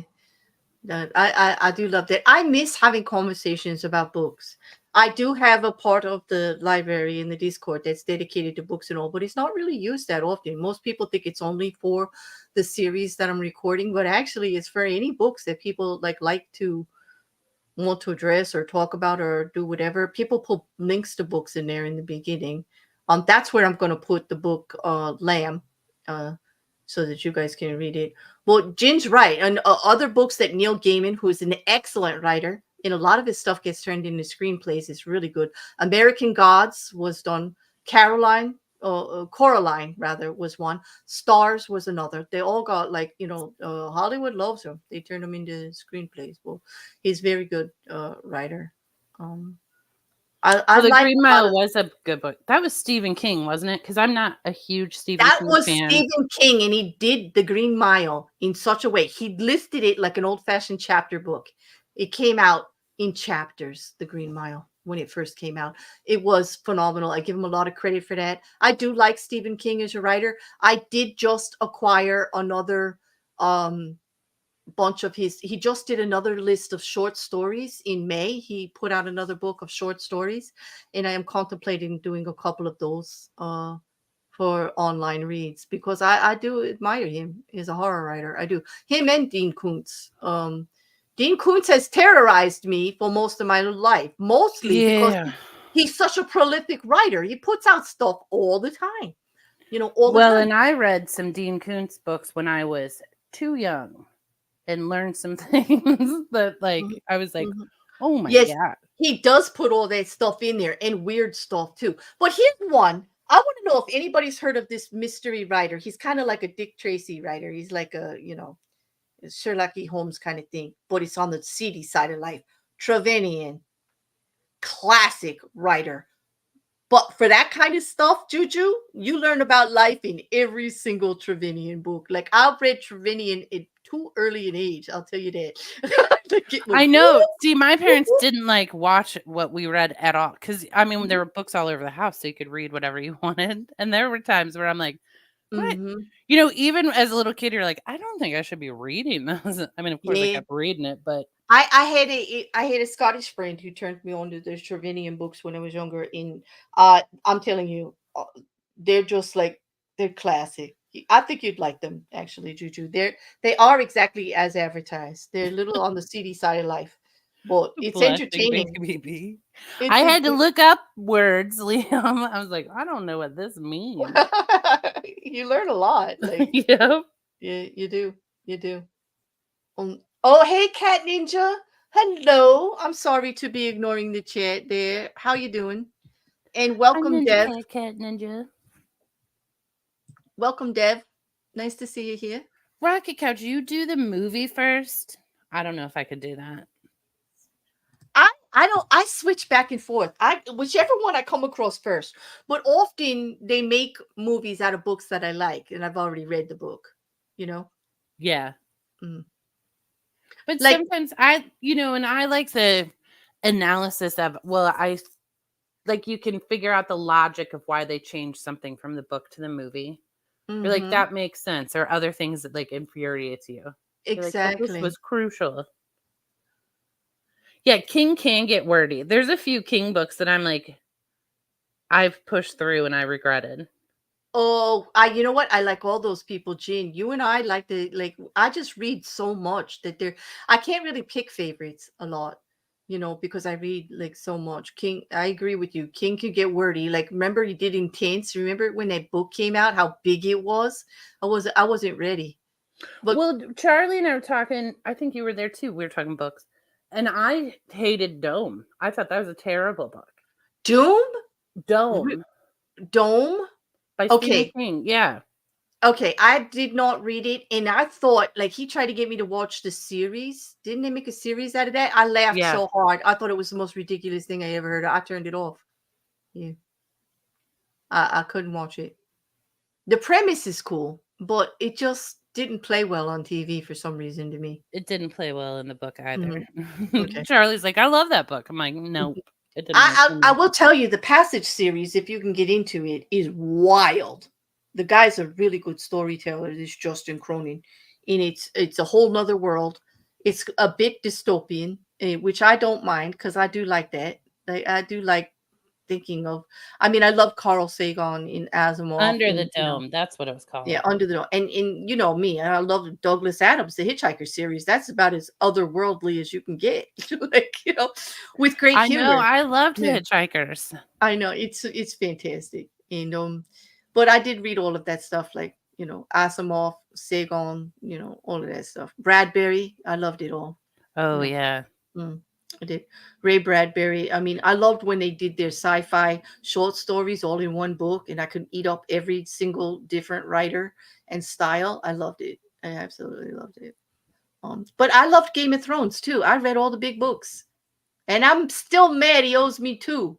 And I want them. All like 4,000 pages of it, George. Get to it. Like, seriously. Do you think he's written those or is writing them? Or do you They think like they because of the show that he's like pff, they say that the show expanded past the books because he was involved and he told them the plots and they went forward. So, but then I'm like, well, where are my damn books? Like, if you had the idea and you know where it's going, why aren't you writing it, you lazy if? Like, you're but do going to you think die. he is? Because then I want those books before you go, George. You cannot leave this planet without giving me those books. but Like, here's it's not the right. thing. Here's what I'm saying. If I had written books like that and it was made into a show and the show goes past the books, I feel like I would lose my spark for writing the books because I'd be like, what? This isn't. I True, mean, first of because all, when you're writing, sometimes you don't know where the story's going until you're like actually writing it. Mhm. But I mean, I can see how he was like, meh, it's Well, and been done. also now he's trapped into what we saw on screen. But he's not. He doesn't have to. He's the author. So I it's the did, book. He can do whatever the F he wants. I hope he does, and I hope he hears that, and I hope he would just get to it. But like, he's Listen, probably, George, give me a call. We'll talk it through. yeah, really, because the bear's getting really pissed, George, really pissed. Mm. That's You the know, worst waiting for a book. it is. Oh, you know what? Grisham does that to me. I wait for the legal. I know people laugh because like his books are so trope. They really are. But I I don't love mind a reading them. Grisham book, but you can take the middle 400 pages out and it's the same book. It is the same book, but I will read it Like, in it. I read it in like less than 2 hours as soon as it comes out. And I'm on standing order at the library as first. Every time I know he's going to have a book you can pre-order to read, I'm like first in line, like to get that book as soon as it comes in. And then I read it and digest it and then I put it away. But then when he throws in those other books that aren't legal dramas in between, he really pisses me off. 'Cause then I got to wait more for another book like about legal stuff. I like legal dramas. I like medical books too, like medical based stories. Yeah. I do too. Mm. I'm like, Grisham, I can like take or leave. And He's like Sidney Sheldon for me, where you're like, it's not uh, my life. it's It's kind of just like something. Mitch Albom. I will digest that book in Oh, seconds yeah. and I then do wait like to a Mitch see. Albom book. I mean, there's such feel good book. I mean, you want a good cry, go read Mitch Albom. You just That's any of true. them. But I like a book that touches me somehow, makes me mad, makes me laugh, makes me think, whatever. Just make me do something. Like, How do you feel about David Sedaris? I actually, okay, don't throw anything at me. I like Sedaris. I don't have strong feelings either way about him. Listen, I'm going to think if he's going to be like that, at least he stands behind it, Yeah. I have to order it. Like if I see that he's coming out with a book, right? Then I go and I search for the book in my library and it says that it's on order from the library. So I put it on the borrow list ahead of time and I'm the first one in line. You like put it on your Yeah. hold list. I put it on my hold list. Because And I then I'm put the books first on the one to hold get list it. all the time, and it's Yeah. and that's the worst when you're like, oh, there's a new we'll use Grisham. I do And that I'll be with a like, lot of and then you're them. like, 84 people are in front of me. Like, Yeah. this is bullshit. You know how the media will start talking about a book before it comes out, especially someone as popular as Grisham. Like Yep. not the new people you haven't discovered yet, but the ones that have been around for a while. You find out about the book ahead of time, and I can go online at the library and I could put it on hold even Yeah. before it gets to the Or library. especially with like series, like Yeah. book series, then you're like, Yeah. oh, like the 5th book's coming out. So you Right. go put Because it on hold. the library has to order it well before it actually gets published. Like as But soon it as they know. also Yeah. helps the library figure out how many copies to order. Exactly. Because, you know, they'll be like, oh, 300 people have already put a hold on this book. So we need Well, to order more than what we're going. I have a card for the headquarters for our county, so they actually get the books. Like if they don't have it, they will get it from any of the other libraries like in the Yeah, area. that too. They're like, oh, it'll be a few days because we have to transfer it from And over and here. then it's like a day like courier. Like I would like the job as the book courier, going from library to library, just getting stuff. Sometimes I look at if the library is hiring because I mean, I go there on a regular basis. Mhm. So I'm like, "Ew, I think it would be fun. And like how pleasant, even just shelving the books back, I think I would enjoy that. Yeah. I think it would. I think it's a place for you. You would like it. You would want them to get better chairs, though. I'm sure. Yeah, I Yeah. would. Yeah. They just redid my library. Well, not just, but recently. It's, I'm going to give it I approve, but there's some changes I wouldn't have made. But they have like a puzzle table now. I love that. Oh, I do love that too. That they actually, and they do, like, we even have a part where they put like comfortable chairs off in a corner. They actually encourage you to sit down and read. Yeah. Yeah. And That's I because like. they found us sitting in the uncomfy chairs in the corners. Well, And well, they're the like, bookstore, Barnes and Noble used to do that, and they had a Starbucks inside too, and they had chairs where you could read the books. Like, and I'm like, I don't know if that's a good idea for where you buy books, like to sit there and just read them. I think it is. Yeah. Until they found like too many people hanging out. Like they don't Listen, do it you that want me much. to tell you a terrible library story? It's, I mean, it's so bad. They do, Mark. Oh, let me just address this. Mark, they do. They have a whole digital category. Like I can get a lot of reference materials online and use it and return it. And I don't have to go to the library to get it. And I love that about my library. That And you if can I'm rent looking, movies and stuff too from them. yep, and I can like I And don't puzzles. You and can get well, puzzles from the library. but he's talking about the digital section. I knew. Everything's Well, going that's what I'm online. saying. You can digitally rent the movies and shit too, but the Yeah. puzzles, you do have to go there. You do have to go there to get them, But yep, I love that part because especially when I'm researching, I don't want to have to take 20 books home and look for the pages and stuff like that. It makes it much easier for me when I'm doing research. I do talk. You did Your Rocket? library? Could you send it to me, Rocket? Believe it or not, you just said that about ADHD, and it is something that I've been looking into the last couple of weeks. Like seriously, for a project that I'm working on. And I'd like to know what that series is about. Mostly, your library has a coffee shop. I think it's a great idea to put a coffee shop in a library. It is a great idea. I mean, Yeah. ours has like a coffee station, like you can go get a cup of coffee and stuff. But Ours just has vending machines down in the hallway. That's it. And Gin, the stand, every version of it I loved. I don't know why. Even when they changed things up and all, like it was different. The movie versions, the book. I I just think the story had so much to it, but I do agree.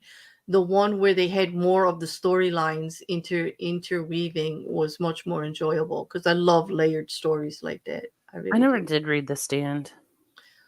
It was good. It was really good. Stephen King. I read enough Stephen King books that I could really take him or leave him. He just doesn't speak. He's a rambler, and I'm not coming down on that because I'm a rambler too. But his books, I'm like, just get to the point. True. Yeah. You know what books I loved? The Clan of the Cave Bear series.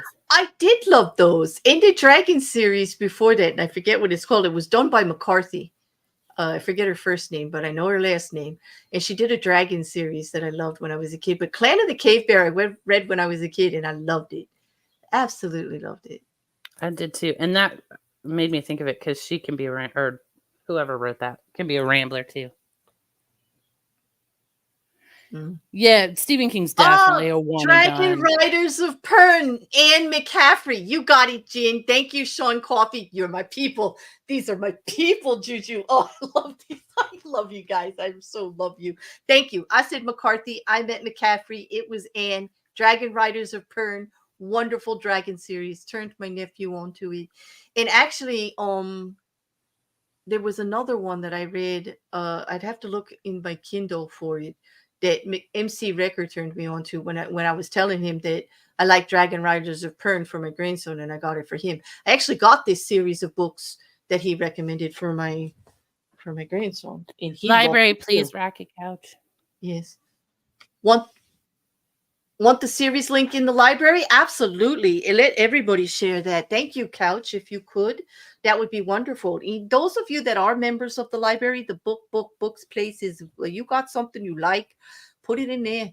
Share it with everyone. Sharing books is like a pleasure. We all, I enjoy it. I love getting new ideas. I mean, I wouldn't know about Christopher Moore, who's for the last 2 years has been like my release, my entertainment, what I do for enjoyment. If it wasn't for Jen, Jen mentioned it in a conversation and we shared links, and I absolutely loved finding out about that author. And now I talk to him on Twitter all the time. He's funny as hell. He's a really funny guy. He really is. He's very political though, Juju. Just fair warning. Yeah. But he makes fun of the same stuff politically that I do, so we get along okay. I mean, we would get along even if we didn't, but still, yeah.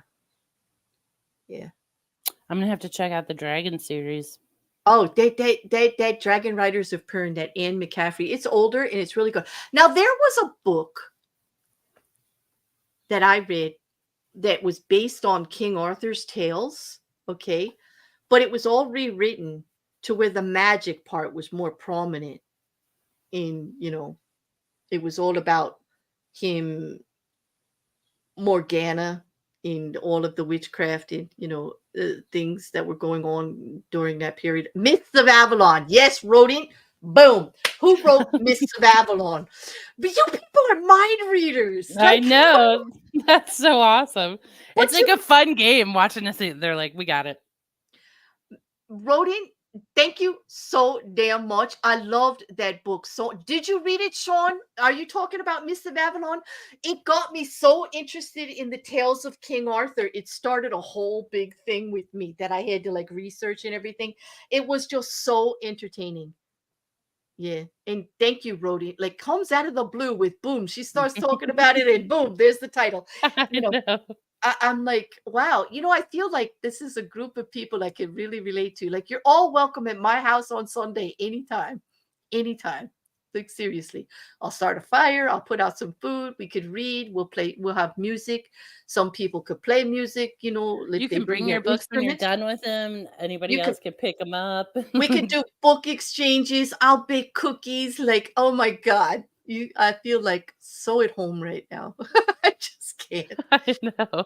Yeah. It does suck that we can't all swap books, But we can do links, and there's such a thing called postage. If you own the book and you want to pass it on to somebody, like, mail it to them.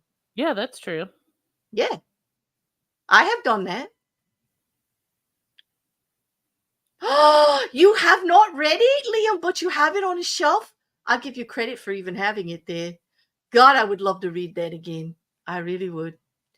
I'm going to have to get it. You haven't read The Clan of the Cave Bears? I haven't read those in a long time. Oh, wow. So now you got 2 books you need to read for me and Juju. Yeah. You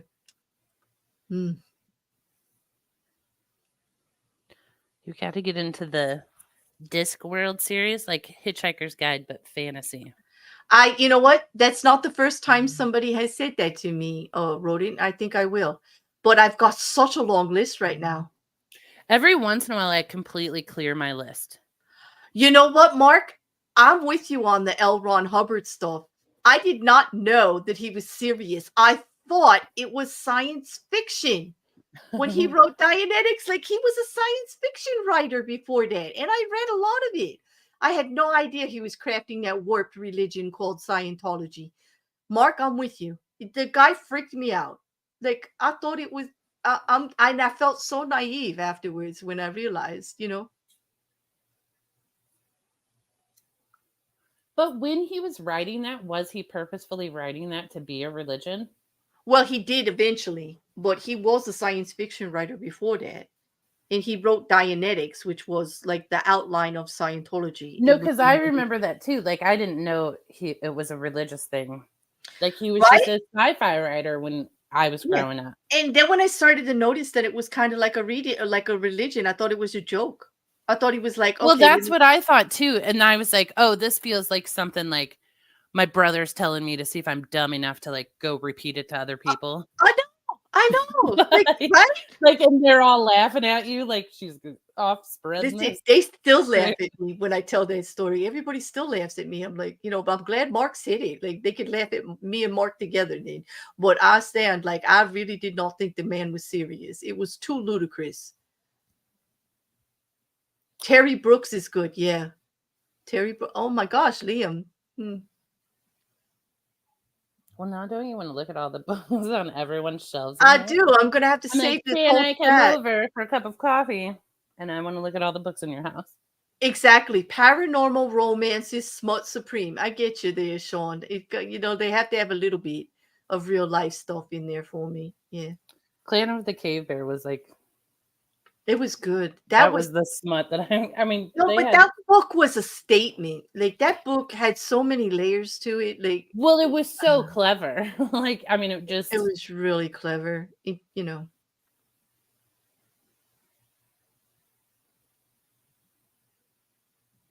Have you read those, Liam, the Hubbards? Yep. Invasion of Earth by Hubbard there too. Yep, we read those. But remember, like, so we used to go to the bookstores a lot growing up. And then, like, when I babysat and stuff, and I would beg my parents to take me to the bookstore, I'm like, they're like, of course, weirdo, let's go. Like, if that's what you're spending your money on.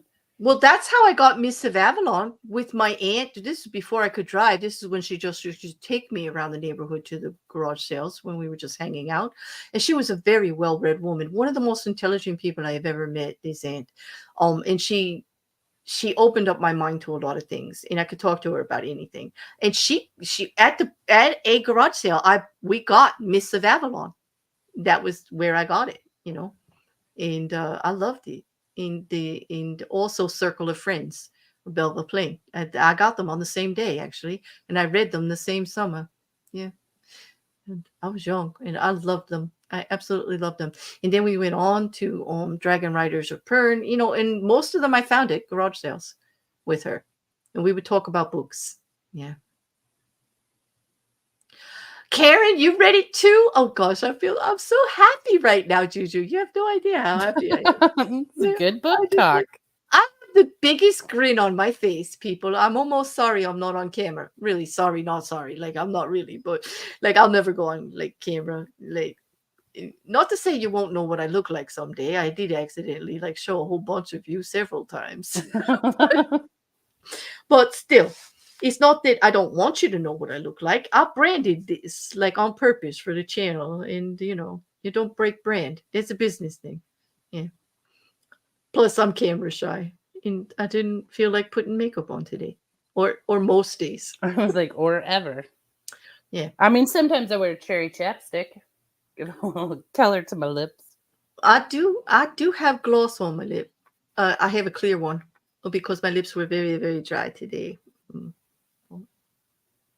That's about it. I mean, you're lucky I'm wearing a flannel, people. Like, back off. Are you wearing a flannel? It got hot here, so. The Miss of Avalon was so hot. Karen, I was young, and to me, it was like reading a dirty novel. Some of the scenes in it, like, I don't know about you, but it opened my eyes to so much, and it was so much that I've been like, wow. It just wow. It just turned everything on in for me. Like, what if that's really what it was like? Like, what if they got the King Arthur story wrong?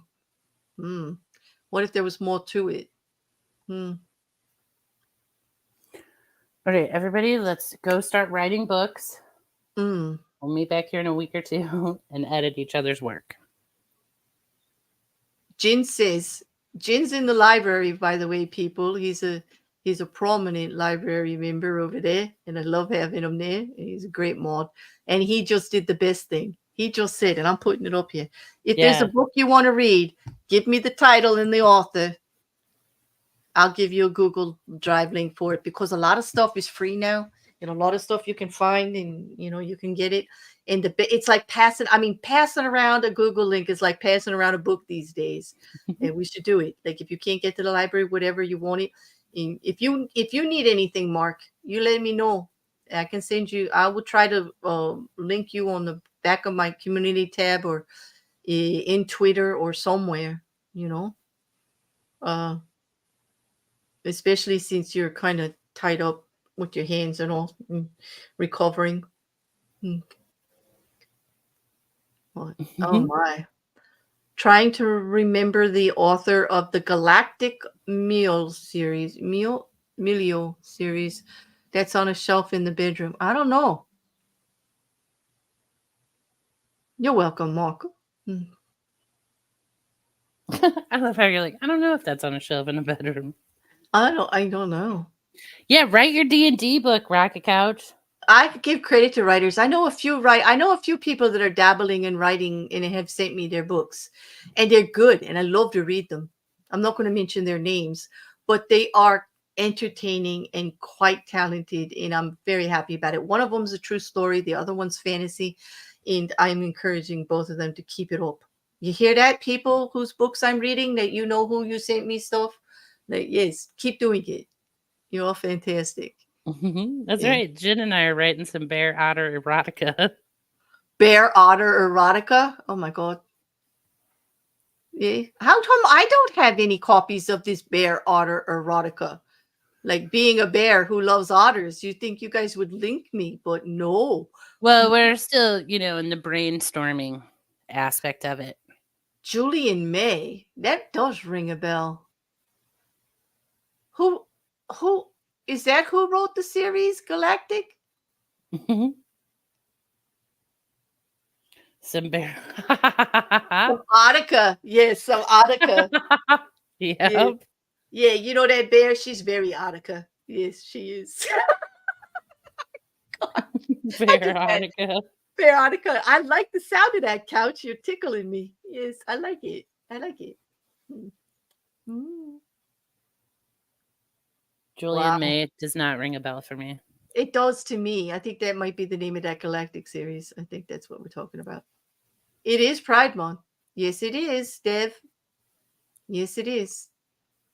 And I have read a lot. Like, there was a lot in stories when I was younger that I read in regards to the lifestyle and all. Yeah. I loved Philadelphia. Matter of fact, it's sad. That was a book. I forget. It was a book, but I forget the title of it. It was a great movie. A bear should be able to love the otter. They really should, Dev. There should be no discrimination against bear otter love. Yep. There isn't any. There isn't. Yep.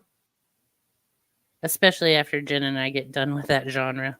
I know. Everybody's excited about it. Like, they all want to read it. You better get to it, you guys. He added the BO on the end. Bear otter, Dev. Be careful, Jeff. You know how people get really touchy about their letters. Like, stop. I do want to. That's the Julian May one, Liam. Yeah, they get exiled back in time. Oh, let me put this up. Okay. This is the Julian May. This is the Galactic series he was talking about. People from the future get exiled back in time 6 million years, but Earth is not primitive. It is ruled by 2 alien dynasties at war, and the people from the future become their slaves. Wow. Okay. I would, Liam, send me the, I have to look this up now. I want to read this. I want to read it. Love is love. Don't stand it the way, damn it. Yep, love is love. That's right. Bears, otters, LGBTQT, by whatever. Love is love. black, white, green, purple, up, down, sideways, on a swing, without it, whatever. On a swing. I, Yes. I just had to. Doesn't a swing come up like on everything I do eventually? I know. I just noticed that I go back to the chats and somebody brings up the swing like every time. So I just thought I'd just beat them to the punch. People loved the swing talk. Exactly. Swing. You got it, Liam. I do love that short. It's one of my favorites. Swing, swing, swing. And we were laughing so hard. Oh my God. That was so. That was ridiculous. Yeah. And then we even were like, had a little bit of a debate where I was like, it's unacceptable to have it displayed all the time just for aesthetics. Well, most of them aren't very aesthetically pleasing. Well, the ones I'm familiar with anyway. Exactly. That was my issue. Mark. Jeez. That's terrible.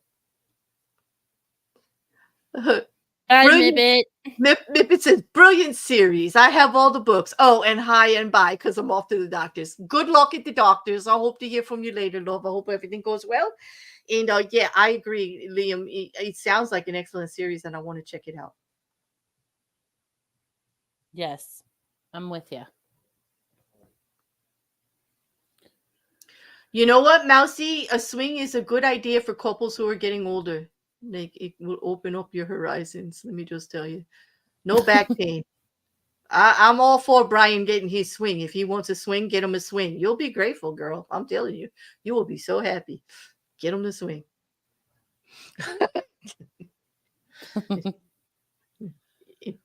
And the best present ever is getting somebody else to install it with all the major supports that it'll need and everything, so no accidents happen. It's a good present. You know, I watch like home tours a lot on YouTube, and every once in a while I'll be like, there's a hook right there. I wonder what that hook's for. I know, but I'm always like, like really? Nice. Are they really hanging a plant in the corner of the bedroom? Exactly. Like, why is that hook over the bed?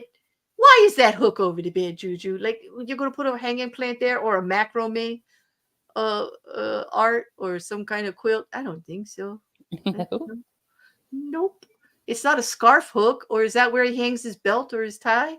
I'm not sure. What's going on? Well, it's just so like blatantly out of place where you're like, oh, a random hook. Then you're like, you know what that's for? Yeah, Rodin says, swing. I'm getting old enough for a chairlift. It's like, they make those too. Like they make those too. And they make the beds that go into all positions with a button too now. So there you go. Okay. Hanging plants is what the kids are calling it these days. Hanging plants, is that what they call it? That's a great code. Yeah, that's what those youngins are doing, huh? Hanging plants. Yeah. The plants love it right here. There's no windows around. Hey, I think we're going to get limited again this week. I don't think YouTube likes We're 2 hours in. I know. We're 2 hours in and we're talking about swings. We waited till the end. We were quite respectable for the whole damn show. Like, really. I think we usually are. Yes, we are. I don't think we go too far. We did go from books to sex swings, though. Let's bring it back. Like, rated it. Well, sometimes there are sex swings in the books. I mean, you know. That's true. Yeah. Sometimes you want to swing and read a little. I'll be at Lisa's house. We're going to be hanging plants. Yeah, sure you are, Brody. Wink, wink, nudge, nudge. You hang that plant. You know, you go ahead. Yeah. Wedges are great for propping up in bed. No, I'm not. You know, I got a bad habit about telling personal stories, and I'm not going to go there. I know. Same. This is I'm not like, zip your lips today. Yeah, zip it. Yes, we're not talking about the wedges. I know nothing, or at least I'm not. I don't even know what she's referencing. I'm not admitting to knowing anything that you're talking about that at all. Like, I'm going to. Please refer me to the appropriate Dean Koontz book. I will learn. Yes, exactly. Okay. And lots of pillows. There's always room for more pillows. So, seriously, Juju, how many bed pillows do you have? 2. Only two? Hmm. King size though. You ready to judge? I have a king size bed. I have Hmm. two. I have two king size bed pillows and four others. Okay, but you use them. Yes, they're all at the top of the bed. The king size are like the first ones, side by side, and they go the whole length. And then the other four, I stack up. I read with them. I sleep with at least two of them. You know, and yeah, they're not like decorative pillows. They're actually bed pillows. Yeah, I don't put decorative pillows on my bed. That annoys me. I'm like, I make my bed every day, but I don't put like.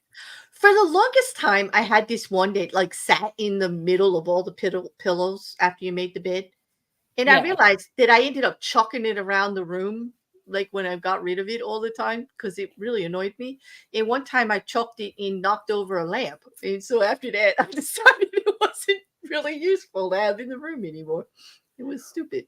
Well, and I just think, I mean, I want my like bedroom to look nice, and I make the bed and stuff because I like to like get into a made bed at night. I just think that's nice, but I don't have time for a decorative pillow. And like you said, you just throw them around. Although I do have a basket near Hmm. the foot of my bed so that if I have on like a sweatshirt and then I get hot, I can take it off and I throw it in the Hmm. basket Hmm. versus on the ground. Okay, I get that. Mark, I hear you because like I've been there. I'm there now. That's why I have so many pillows. Like because I had carpal tunnel in I got issues with my wrist and stuff. So like if I put that brace on, I put that hand on a pillow to keep it like from just really going anywhere else actually. But I could just picture you like that with both hands on pillows behind your head to read, like fluffed up. And is it hard to get pillows at the hospital because like they're always like offering you a pillow and then they don't come back? Like, the volunteers in the American hospitals, it's always a Yeah. volunteer. Would you like an extra pillow? Yes, I would. They 5 just hours leave. later. They're like, Five, yeah, that's five good hours later. information to know. You're not getting one. Hmm. Yeah, we were just conducting research. Right. We're just wondering. I'm like, I don't no, I just sleep with my 2 pillows. But I have to have king size pillows. Because that way, any way you turn, any way you roll, you're still supported. Dev's into pillows. Look at that big old all those letters. Oh my god, pillows. Oh, Mark. Wait, Mark, I am nauseous over that, but I'm happy for you. And I wish it Yes. was like that in America. Even if like it was only half free in America, that would be great. But it's not. In your whole hospital stay was free because it was an accident and you needed the care. And bless Australia for that. Thank you. In the States, they're like, we don't care. Mm. We can't even get a pillow from the freaking volunteers. Like we can't like No. yeah, right. Rocket Couch. They thank you for participating in our poll. You could expect results in 5 to 7 weeks. When And you the go on, results are you just get invoiced for a pillow you never received. exactly, exactly. You get invoice for the use, wash, and cleaning of the pillow that you didn't use. Yep. You're Yeah. like, but I didn't have a pillow. Mm. Well, our records indicate you wanted one.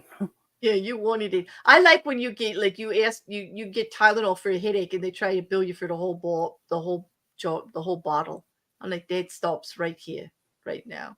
I know I have a friend that did medical billing for a living, so she's the best. All of us like take our crap over there. We're like, hey, can you fix this? And she knows it's all about the codes. They just put in the wrong code, like they Yeah. do.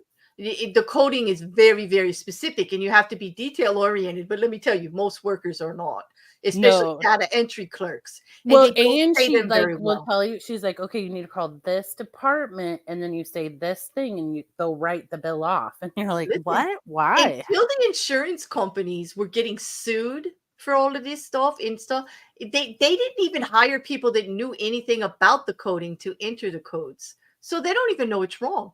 They don't even know what to pick. Like, you know what I mean? They just go Well, by the and they word. code the same stuff the same way every time, Yeah, So yeah. it's like just 100% coded wrong every time. Mm-hmm. Because that's what they get to choose from. But it's changed a little bit since then. There's actually education involved in some of it. Like Well, this is what I used to do for a living, actually get people the certificates in knowing what those codes are and how to properly use them, and read English and shit. well, and this is how bad our insurance is. A lot of prescriptions are cheaper if I don't use the insurance. And I just go through go to Walgreens and I'm like, can you please run it as I'm uninsured? And also, my cat got a discount because he was uninsured but had a phone number. And the pharmacy was like, you're welcome to use his discount anytime. I was like, this is so dumb. I know. But also, could I please use my cat's freaking discount? My cat's discount. I get it. I mean, I totally get it. But that's a whole nother thing. And no, Jean, I do not have a Mike Lindell My Pillow. I wouldn't. Nope. Mm-mm. What? Don't buy pillows at Big Lots. That's all right. No, I'm for $1.99. That's garbage. I'm kind of fussy about my pillows. Yeah.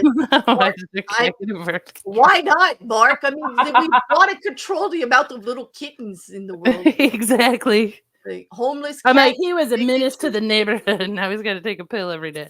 I'm fascinated in my neighborhood how they cared more about the homeless cats than they did kids in my neighborhood. They really did. Like, seriously, there were more fundraisers about catching these wild cats and getting them homes and all than there were the kids that were running around hungry with no shoes on their feet. It was terrible. Like, I'll tell you what, we used to have too many wild cats in our neighborhood, and they released hawks at the airport, and problem solved. Deb,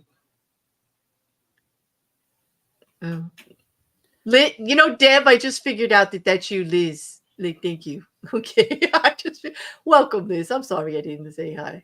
I was acting like I didn't know who you were because you keep changing your name. I was confused.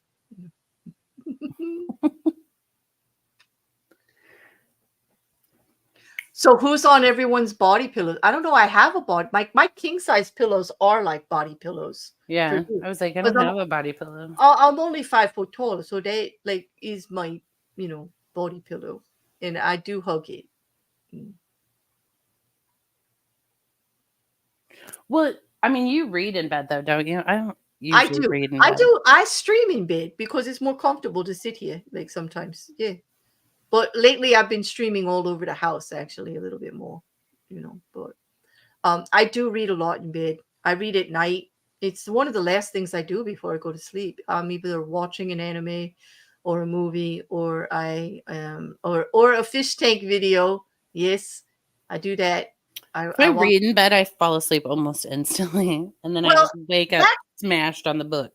I do, and that's how I got the Kindle. My daughter bought it for me because I was reading the Game of Thrones series way back, and I got that and the one now I forget the name of it, but it had Claire and Jamie in it. It was based in Scotland, and it was about a time traveler, and they made a series about it for TV. But it was a very thick series too, and I was reading them both kind of like at the same period of time. And I woke up with knots on my head like every freaking day because I fell asleep with those big books, and they would hit me in the head.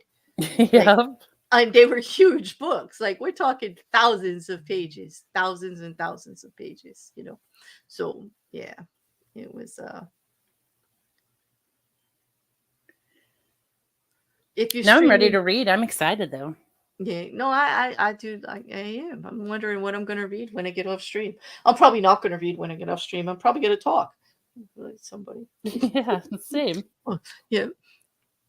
No, not like that, Rodin. I mean, like, I do not wait to bed, Rodin. I don't have an issue. Thank you. But your concern is duly noted. Thank you for the advice. You may want to talk to your doctor. I don't like to talk to my doctor anymore. She threatened to fire me like recently, quite a few times actually. Well, you needed it. She needed to get her message across. Yeah, I guess so. Yeah, I can't really argue with that. I'm chuckling because you're so right. Like I know your doctor knows you well enough to be like, she had had enough. She's like, listen, get with the damn program and get the hell out of here. Yes, the exactly. Outlander series, Mark. That's exactly what it was. Thank you very much. With Claire and Jamie was a character that, woo, damn, man's man. I'm all for the Jamie. I was all for the Jamie. Really? Oh yeah, you need to. This was a good book. Yeah, it's a good series. And I think I only watched some of the series that they put out for the cable television, but I heard it was really good. People did love it. And I when I saw the first couple of episodes, I was not happy with how they portrayed certain things, and so I just stuck with the books. And I chose to leave my perfect visions of how things were with the books and not watch the rest of the series. So I know, but that's kind of a fun decision to have to make, isn't it? it is. I mean, it is a great series, Rocket Couch. It's got everything. It's got science and science fiction, and it goes into the history at the time, and it goes into different timelines. It goes to the start of our country here in America. It goes right to 1776, all the way from Scotland. Like it's phenomenal. It has everything. It's swashbuckling and in raw and real life, in war and adventure, in true love, in time traveling. I mean, like, how can you go wrong? You know? See, And I don't know if I would like that or not. I don't tend to like. it's got great characters. But here's the thing, Juju, the way it's written and it takes so long, it doesn't seem frivolous to have all that in it. When I talk about the time traveling part, it's such a part of the story that it's not like a big, like they walk into a phone booth and go somewhere else like It doesn't Dr. like Who. take you out of the No, story or like it this does makes not sense. take you out of the story. They tie they tie the stones into it. They tie Stonehenge into it, and they make it like it's an unknown thing. You know, it's the but to me, I can identify it as time traveling because she goes from modern 1940s all the way back to like the Jamie's time in Scotland when he was a lord of the manor. Yeah. It's got wrestling with wenches too. Yes, it does, Jean. There was a good fight between two women that want the same man. Yes, I remember it well.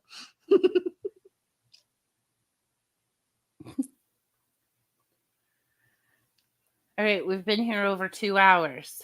Yeah, it's time to go, people. Although I've loved my Sunday with all of you in the chat. Thank you for making me feel not so much like a freak. Definitely like a dweeby nerd librarian, but definitely not a freak anymore, which is a good thing. Yeah. Everybody get your library cards out.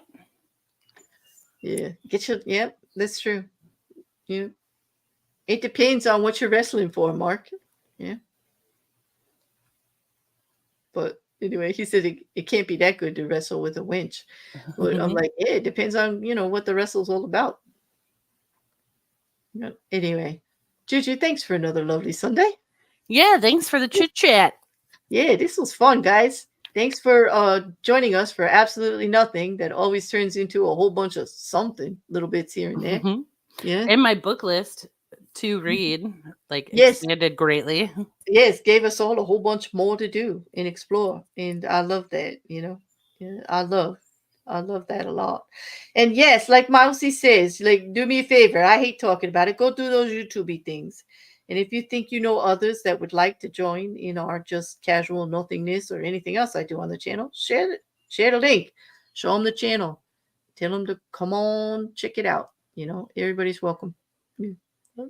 Thank you, everyone. And thanks, Juju. Thanks, Mrs. C. All the mods, thank you so much for doing such a great job. Thank you to the members for supporting me and being here. And thank you to everybody in the chat who helps keep this going.